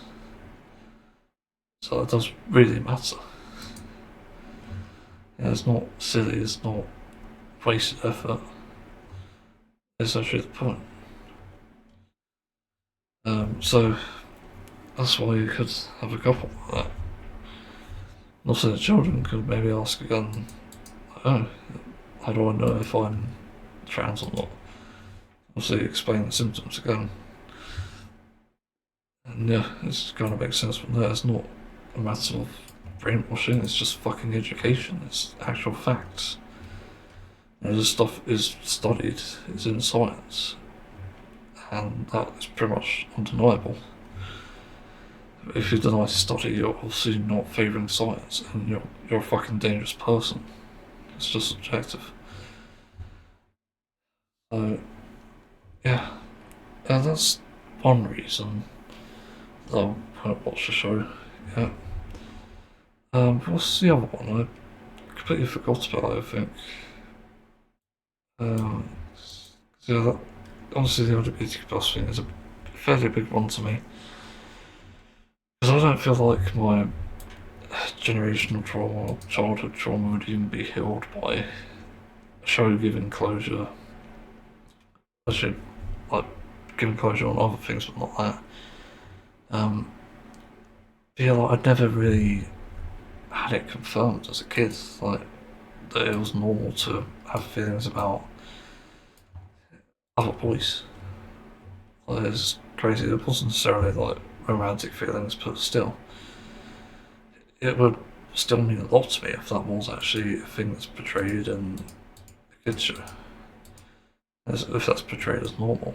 That's why I love The Owl House. It's one of the few shows that had a lesbian couple. It's like, you get these hints every now and then that Luz is kind of having a crush on Amity, and Amity's also sort of having a crush on her, which is an interesting aspect. That's always been a good way to sort of do it. But if a show that's aimed for people that are much younger, it's not a difficult topic, but it is important either way. Because I think the earlier you grow up knowing this, the better. That definitely could have helped me, I guess. I started having these thoughts at 8 years old. I really can't remember this other thing. It's a show that makes me not want to watch it. It's not the popularity aspect, which no is it's still an issue to me. Like, popularity for a show is just a bit like, piss off, please. I don't care how popular it is, it has to be good. That sort of thing. Yeah, there's definitely something else I wish I could remember. I might just cut off this bit and come back when I've figured it out. But yeah, that's mainly why I don't want to watch BLUEY at the moment. It's just, to me, an incomplete show, because it does sound decent and it's not necessarily my cup of tea. Yeah, given that I couldn't even watch My Little Pony without sort of feeling, okay, I'm not really sure about this. I get why people like it, but I don't like it myself. I'm more of that adventurous type of person, so I don't really stick with shows that are like that, really. They're just more gentle in that nature. So, I don't know. It's hard to say. Yeah, just trying to think. I can't remember what the other thing is. It's so frustrating. It wasn't about race, I'm pretty sure about that. No, it's not coming back to me. Ugh, that sucks. Yeah, so let's move on. So I'll make this quick. Season 6, episode 4 is a really bad episode. Not sure if it's as bad as the others, but it's still quite bad. It's definitely in the bottom few. Jesus Christ. I think I had a decent idea. Yeah, just about the paparazzi and shit, and basically getting people killed. Somehow. And that just obviously has consequences. You know, you kind of think at the beginning that it's maybe her who triggers this. I forgot the character's name. I'm going to have to look up on DB. I'm gonna guess this is one of the worst rated episodes. So yeah, it deserves it. See. There's no rating. Oh, oh. No. Yeah. Yeah, it's pretty badly rated. 5.3 out of 10. No surprise there, honestly. So Bo is in this paparazzi sort of gang, I guess. And someone mysteriously dies, and we don't really hear anything about it other than that. And the people she pictured dies. So you kind of think, oh, maybe it's like a bounty or something. But apparently it's like a suicide. Anyway, there's a new case, Maisie Day, who seemingly took some drugs, got caught in a hit and run, and people are wondering where the hell she is, because she disappeared after that. Although only her closest people know, and the bodyguard and doctor, I think, maybe manager. Yeah, so she runs away. She can't cope with the guilt of killing someone in a LSD thing. She ran over someone, pretty much. And then it's up to Bo, because they hear about this disappearance. It's up to Bo and that paparazzi gang to find her. Eventually they track her, find out she's going to a retreat, go to the retreat, break in basically, because it's all rented out and stuff. And there's a fucking issue there. They find that the two men went into a room, then come out, and then they go in themselves, break in, and find Maisie sort of writhing, sweating, and panicking about the fact that she killed someone in a hit and run, basically. She can't cope with that.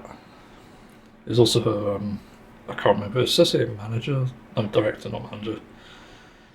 It says, yeah, director and Maisie's first are the ones who decide this for her, maybe? I think it's the director and the doctor. Dr. Demetori Babich. But they decided that for her to go to this retreat, and for some reason in the retreat they tie her up, obviously, they tie her to her bed, and she's in a fucking room with a goat. But what the hell is that about? And she's having this constant PTSD attack. Then in one of the most bizarre turn of events, in the most fucking unrealistic way and unexplained way, she turns into a werewolf. I'm not making this up. That's literally what fucking happens. You know, given that this show isn't necessarily fantasy, why the hell is it going this route without a fucking explanation? Jesus, no wonder this is one of the worst rated episodes there, I think. It's just terrible. Jesus. Genuinely don't understand the thought behind that. It's just not well written. I'm surprised that Charlie Brooker wrote this. Honestly doesn't seem like his style. I get the idea of the paparazzi thing being a bit sort of sort of creepy, and especially that ending where, you know, there's obviously Bo at the end killing Maisie Day, who's chasing after the entire crew, killing them basically, and she takes a picture of Maisie Day's suicide as well as this werewolf form. So it's extremely fucked in that sense, but yeah, it just feels so. Yeah. The reviews are saying it's not tech focused, so I don't fucking give a shit. It's not the fact that it's tech focused, it's the fact that it's so like fantasy driven. You know, where's the werewolf thing come from? I seriously don't understand that. And I still can't figure it out. These pills do look a bit weird, like, that's the only thing I've noticed. But that's it though. That's the only thing that could possibly lead it. So I don't understand this shit. Seriously. It really does not make any sense. So I don't know. But it's easily one of the worst episodes, I think. You know, to be honest, I found it more enjoyable. No, less enjoyable, I mean. And the Prime Minister one, I think. Because at least the Prime Minister one had some build up and shit. had some intensity, and there were definitely high stakes as well. This one is kind of like, oh, need to make a living, need to pay the rent, sort of shit. And then the entire paparazzi gang except Bo gets killed. Bo shoots Maisie basically, and then Maisie finishes herself off. And she turns back to a human. Just what the fuck? It's just bizarre. I seriously don't understand this episode. Like, what the fuck was the point? We already knew the paparazzi are fucking heartless. So what's the problem here? Like, it's already a dystopia we live in. And to be honest, it does feel like it's sort of like a call out site from the writer, or just self-exposure, I guess, about, oh yeah, I'm disconnected from the world now. So, yeah, I don't understand the paparazzi, so I'm going to make this. It's just bad. There's not really much else I could say on this crap, really. It just surprised me how bad it is. I want to finish my lunch now and just get on with my fucking life. Forget about this episode. I genuinely don't know how people can rate it 6 out of 10, let alone 10 out of 10, anything above 6. Fuck me. What the hell, though? Just, is there anything in the trivia? Let's see. Let's go for Secret Law, I don't know about that. Sure, nothing there. Goose, doctor, assistant, wait for the treat. You can pass it from energy gate. Okay, just Carl's moved, okay. No, nothing there. There's not only a fucking explanation, lack of explanation, there's just nothing in the trivia either that can indicate that, oh, this is where it went wrong. It does say the director is Jutta Priesewitz, so maybe that could have been why. I don't know who that is, but I don't know, maybe there's a different director every episode. Wow, what a disappointment. Fuck me. It's just crazy. And who knows, like, maybe that's the idea of the episode. Maybe it's just like this fucking shock value thing, like, oh, this is a terrible episode. But that's the entire point, that's a dystopia, you can't appreciate bad TV. Who knows, like, maybe it's AI, like, if we can consider that. You just never know. It could be written by AI, it could be this fucking entire layer that we'd never even considered. But that wouldn't necessarily make it good, I don't think. It has to be told in a great way. Anyway, let's move on and try the next episode, if it's better. Yeah, something I'll still add on to the episode. People say it's not about technology, but it is. Like, it's not dystopian technology, because we've had this sort of thing before. You know, think back to an episode like White Bear. It's pretty basic. They're not really dystopian. We already have hypnotism. Regardless of how it works anyway, if it does work. But that's pretty much using basic technology of the time. But it is about technology, believe it or not. So I have to defend the episode there. Because I see people complaining about it. And it is about technology. It's about the fucking paparazzi. It doesn't make the episode any better. Because again, I think the werewolf thing is absolute shit. It's like a big turn on what could have been a great build-up to something. It's on the suicide as well. But yeah, it is about technology. It's about fucking cameras. Are you kidding me? You can't say you haven't noticed that, or is that so like common in this day and age that people don't even recognise a camera when they see it? Like, that's just crazy to me. Oh shit. Anyway, I just wanted to add that really. Because you have to give credit where it's due. That may be the point of the episode, but it still doesn't make me like it, and it still makes me want to not recommend it. Okay, well, kind of fitting that given the things with Russia currently, this Black Mirror episode is kind of relevant, but also not. I'll talk about Season 6, Episode 5, which I managed to finish in the same day as the other one, which is good. But what a fucking shit episode. What the hell is going on?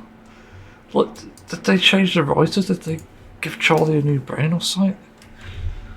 The brain that, I don't know, wokeness built, maybe? Also, I mean that jokingly. Jesus, this doesn't seem like the usual. It's so fucking, like, bad. So, it starts off with an Indian woman who's working a crappy shoe job in 1979. And this is around the time where apparently there was a lot of scaramouring from Russia. And this becomes a point later on, but this is in Britain, and the woman's basically going for this terrible job and hating it, wanting to have change and basically not work there. But she eventually goes to eat somewhere else because her manager tells her to, and she finds a talisman. So she brings the talisman home for some reason, and it's sort of drawn with her blood, as she did back on in that basement when she had her lunch, because she's eating in the stockroom. She goes home, the talisman then starts to wake up and talk to her, and then the talisman basically needs permission to accept, or to be accepted into the home, basically, to control everything, control her mind. And she accepts for some reason, and then she summons a demon. And the demon talks to her and changes its form into, is it Garp? I can't remember the name, I think it's Garp from Boney M, as she said. There was a music video from Boney M that she's watching. And neither is the Indian woman, I should say. But yeah, he basically says to prevent an apocalypse, she needs to kill 3 people, which she just thinks is insane. But then he shows her the very real consequences of it. Basically, a never-ending fire, which she's caught in, and he can do that telepathically. So the demon is like, yeah, you have to do something, and suddenly she's on board, but she tries to escape him regardless, thinking I could just outrun him. And then we get to a really disturbing part where she's also running away in the middle of the night. She runs down towards the river. I think this place is called Cheatham, she's living in. She runs to this river, she comes across a guy who's walking his dog. Really nothing suspicious there, but then Garp, obviously following her as a demon, somehow knows the future and tells Nida that this guy, who's obviously here near the river with his dog, has apparently sexually abused his daughter, which is, yeah, fucking creepy as hell. And Garp basically sends that very image to her mind, like being the victim, which sends Nida over the edge, and then Garp tries to justify by saying that the daughter will kill herself at the age of 28. And she's currently a child, obviously. It's like you can tell the future. So this immediately doesn't feel like a Black Mirror episode. It just feels like something else, and admittedly we've been through these dystopian topics before of like a serial killer. Well, it's literally the episode with the memory reading. It's just like, it's images being sent to the head, rather. And yeah, but Nida can't really come to terms with it and kills the guy, basically, throws a... I can't remember if she threw it, she actually hit him with a brick. Basically sends him into the river, kills him obviously, drowns him to death. So it's nowhere to be seen, the dog escapes luckily. Yeah, so she goes home traumatised, wants to turn herself in, murder, but she has no evidence, but Carton doesn't even bring it up for some reason, so it's weird, but he says that she did a good job and basically tries to justify it. Then she needs to find her second victim before the end of the next night. and this is where things get complicated because she tries to kill a guy who killed another person. But apparently that doesn't count, so I'll skip over the details about she stalked him and killed his brother by mistake, and for some reason the brother doesn't count. So it's weird. So she goes home, and obviously now there's people picking up on the fact that one person's gone missing, 2 people have been murdered, the police are on it. They start investigating, they find out Nida's basically behind it, and she's actually planning to kill a 3rd person. Since the kill with Keith apparently doesn't go through because in Garp's demon world, they don't allow the murder of another murderer. Which is really weird, but sure. It honestly sounds like a plot for an anime. I'm not kidding. Maybe it's Death Note. It could be. It's pretty much Death Note if you actually think about it. That's weird. Anyway. Yeah, so Nida at workplace hates it obviously, and she tries to basically fit this guy who's a Conservative party leader, not party leader, MP I mean, Michael Smart, which is a strange name, but sure, I guess that works. So yeah, basically she plans to kill him, but then the detective comes to her door and he confronts her on it, and she basically gives some answers about Keith, who was the person that she killed the night before. And yeah, she basically is able to lie about it successfully, but the detective is not so sure because she is the odd one out in this scenario of all the witnesses. So yeah, it's very odd, and Nida then goes out to execute the plan, killing the politician, Mr. Smart, let's say, and tries to locate him at the conference he's talking at and follows him home supposedly, but the detective is following Nida home. Yeah, it's just all sorts of thoughts, but she basically stalks him, she makes him crash, loses the cop because there was a train line, typical UK stuff, honestly. But she attempts to kill Mr. Smart, and then the police arrive and she suddenly stops.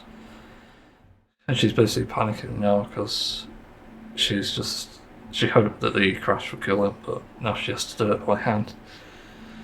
And the detective stops her and hugs her, which is interesting. It's weird. And she also asks if he's an innocent man because you have to kill, I think, someone who's done something wrong. Which is why the other murder didn't count, actually, now I think about it, the brother of Keith. So you have to kill someone who's done something wrong, but not a murderer, basically. It's also sort of weird. And technically, like, even in that case with the first guy, technically he is a murderer. So I'm not sure about that, it's a weird consistency issue here.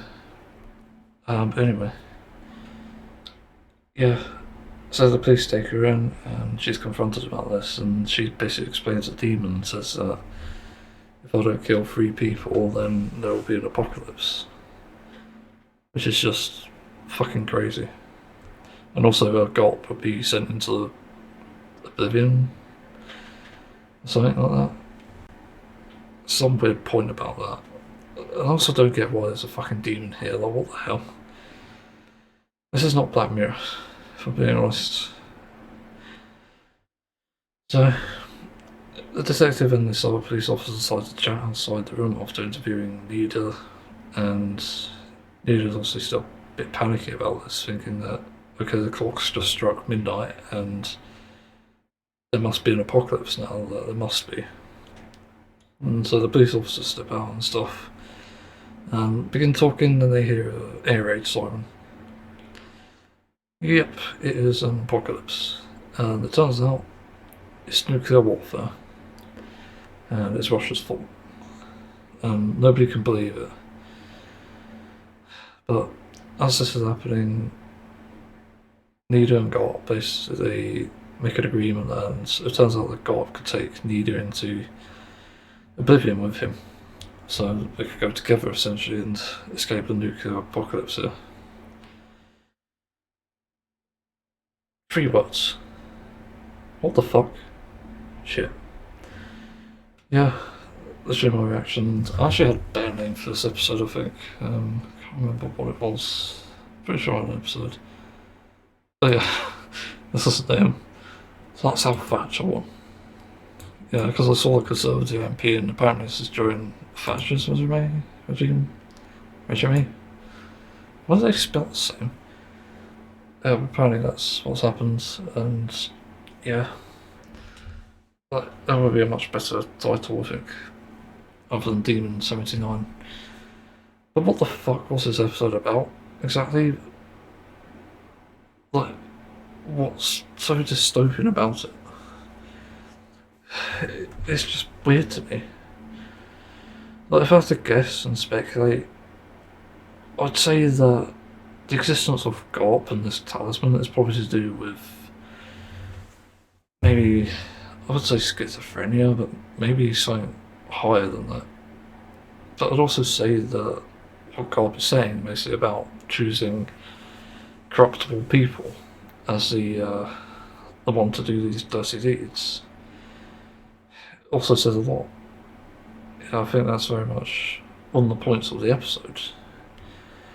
And it's about how corruption leads to essentially more corruption in a sense. And that's kind of the point. It's almost like a response to a lot of these episodes where people do evil things either as a result of technology or just as a result of them being complete cunts or assholes or whatever. It almost feels like that. But the ending itself is probably the dystopia aspect of it, because obviously I think this is probably based on something I heard a while ago. I could be mistaken, but apparently there's like a scare. It might have actually been World War One, World War Two, but I can't remember if it was. But there was like this entire scare of Russia and the communist stuff, and apparently there was someone who prevented an all-out nuclear war, which was good. You know, it was musically here, so that's a nice bit of existential dread. Yeah. That could have almost never existed, but in some ways it might have been a good thing. Yeah, someone prevented all-out nuclear warfare, and it was 1 against 2 in that case. So that could be based on that, but I don't know. I'm not sure. Also noticed the pub was labelled 2426. Not sure what that's about exactly. Yeah, it's a bad episode, if I'm being honest. As much as I could find some of the ideas interesting, I didn't get what the fucking point of it was. Like, right here at the end, I'm just questioning, like, okay, so demon telling you to do bad things, yet you do them and you believe this demon somehow. But it's weird, and also the possession sort of thing, of being shown the torment of being in a fire, being abused. Like, that's terrifying as fuck. Yeah, that very well could be done with like technology. It sort of already was with on the other episodes. But I just don't understand what the hell was even the point of this. Like, I'm actually going to look at the IMDb as well for this. IMDb. What do we do about this? God, imagine if there was an episode based on this. I keep typing in it without the fucking series name. Black Mirror Demon 79, 6.7 out of 10. I'm surprised it's actually that high. If you had a weird idea. Flawed but definitely entertaining. Not Black Mirror, yep. Didn't read the handbook, okay. Our place was still good, they should do a Red Mirror series, okay. Yeah, it sums up, I think. What's the trivia say? I think credits say the Red Mirror film. Wait, oh yeah, I saw Red Mirror and I was a bit confused about that. Yeah, so it's probably like a spin-off now that I actually look at it. It's not really relevant. Yeah, like Nietzsche's quote about how life being essentially a boundless cosmic void, and that's what Garp says, and she said, sounds like my life. Yeah, sadly relatable. Yeah, I don't know. It's a very strange one to me. It's an episode that I can like the ideas behind, but also I don't like the ideas. It just feels a bit off to me. Yeah, compared to the other episodes of this series, or what was it? Is that Smithereens in this one? No, that was Series 5. Actually, I haven't looked at many IMDb pages, so... Yeah, it's kind of hard to say. I think the first two episodes were decent, if I remember correctly. But Jesus Christ, like... What is going on there? I honestly do not understand that shit. It's so weird. I don't think I like this route. That should be pretty obvious, to be honest. Anyway, yeah, better move on. I've got to play Rocksmith a bit. To think about more doing it, actually. Yeah. Yeah, that's interesting. Apparently Black Mirror's on a downward trend. Overall rating 8.7, and it's gone from 79 to 68 in popularity, whatever that means. Yeah, anyway, let's move on. And don't recommend the episode, by the way. I had a realisation yesterday when I was cooking vegan char siu, whatever that is. I'm not actually sure what it means, actually. I know it's like a savoury dish you usually get from the Chinese, but usually it's made with pork. And I'm pretty sure it's like pork flavour, if I'm not mistaken. It's a nice flavour, I do like it. But then I had a realisation. Ain't the reason that people fucking like meat because of the flavour. Like, that's the thing that occurred to me yesterday. Because when you really think about it, the thing that people fantasize about and romanticize, even for that matter, isn't so much the fact that it's meat. It's the fact that it has the flavour of meat. It sounds stupid, I know.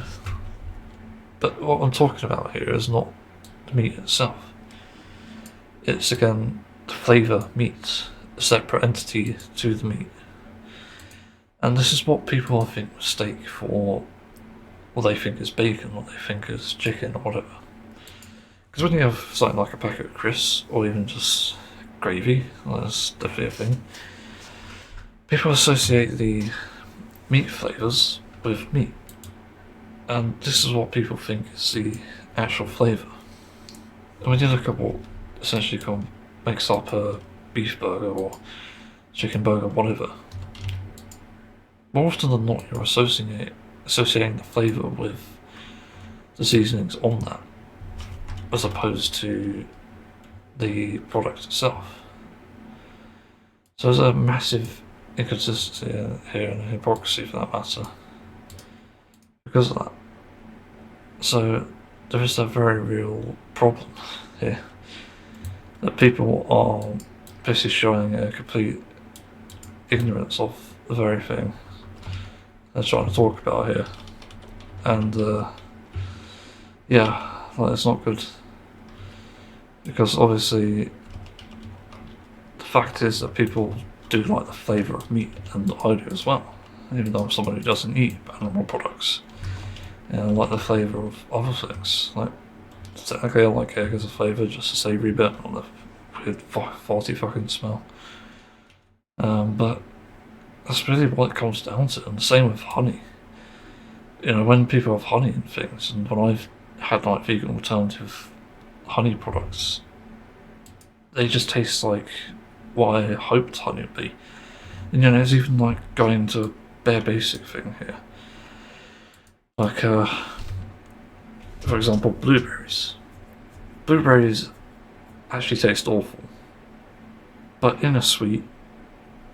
is like a sweet thing, as a flavouring.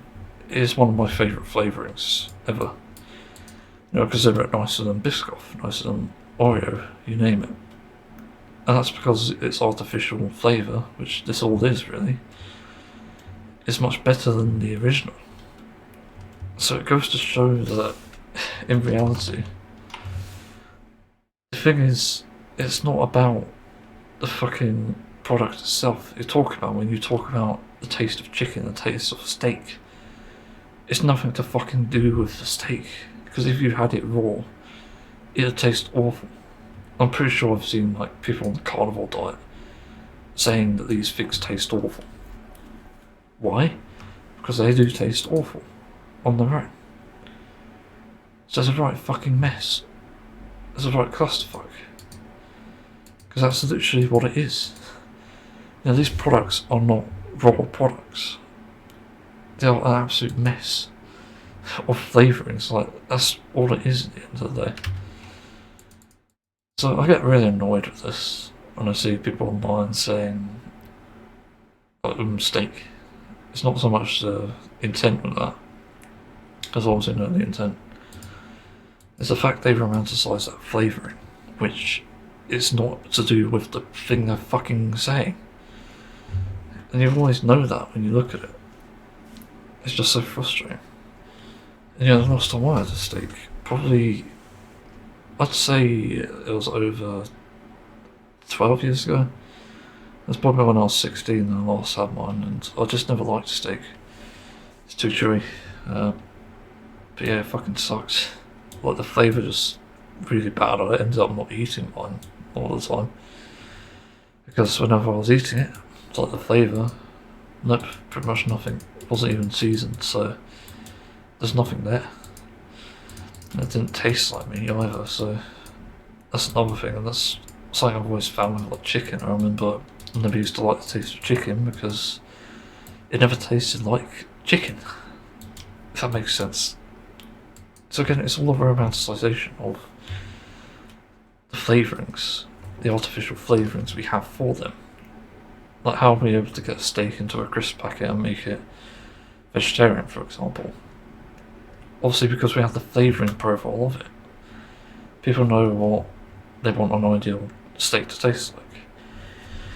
And really the best steaks they'll ever try are exactly like those in the crisp packets.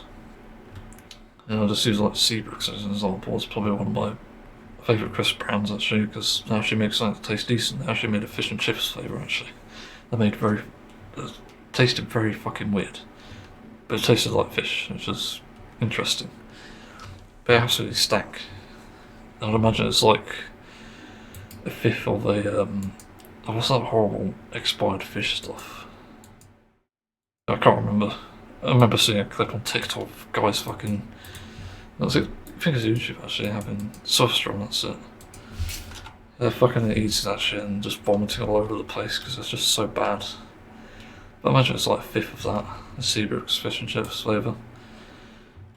Yeah, strange topic, but I think it's relevant for the most part. It's also somewhat important because I want to debunk misinformation, and this happens to be one of the pieces of misinformation I see quite consistently, in all honesty. Because it is literally misinformation. And yeah, one of the things I'm going to start to comment on posts where I see that a bunch of meat eaters are fucking mocking whatever's in the post if it's like pro-animal rights, which is just fucking weird, by the way, because some of these people are progressive. I'm going to call it progressive if you're oppressive. It's a fucking joke. But I'm tempted to say like, I don't identify as a vegan, but you're all fucking clowns in these comment sections. It's very tempting to type that, and I might at some point. Anyway, that's the topic really. Might as well do an outro here because there's a lot of fucking files in this one for some reason. I didn't expect to make so many. I thought I was finished, but then things kept happening. Finished Batman Season 6, installed TF2, talked about Final Fantasy 14 and all. It's quite a linear one, I'll look at it. I should quite surprised, anyway. Thanks for listening. That's all.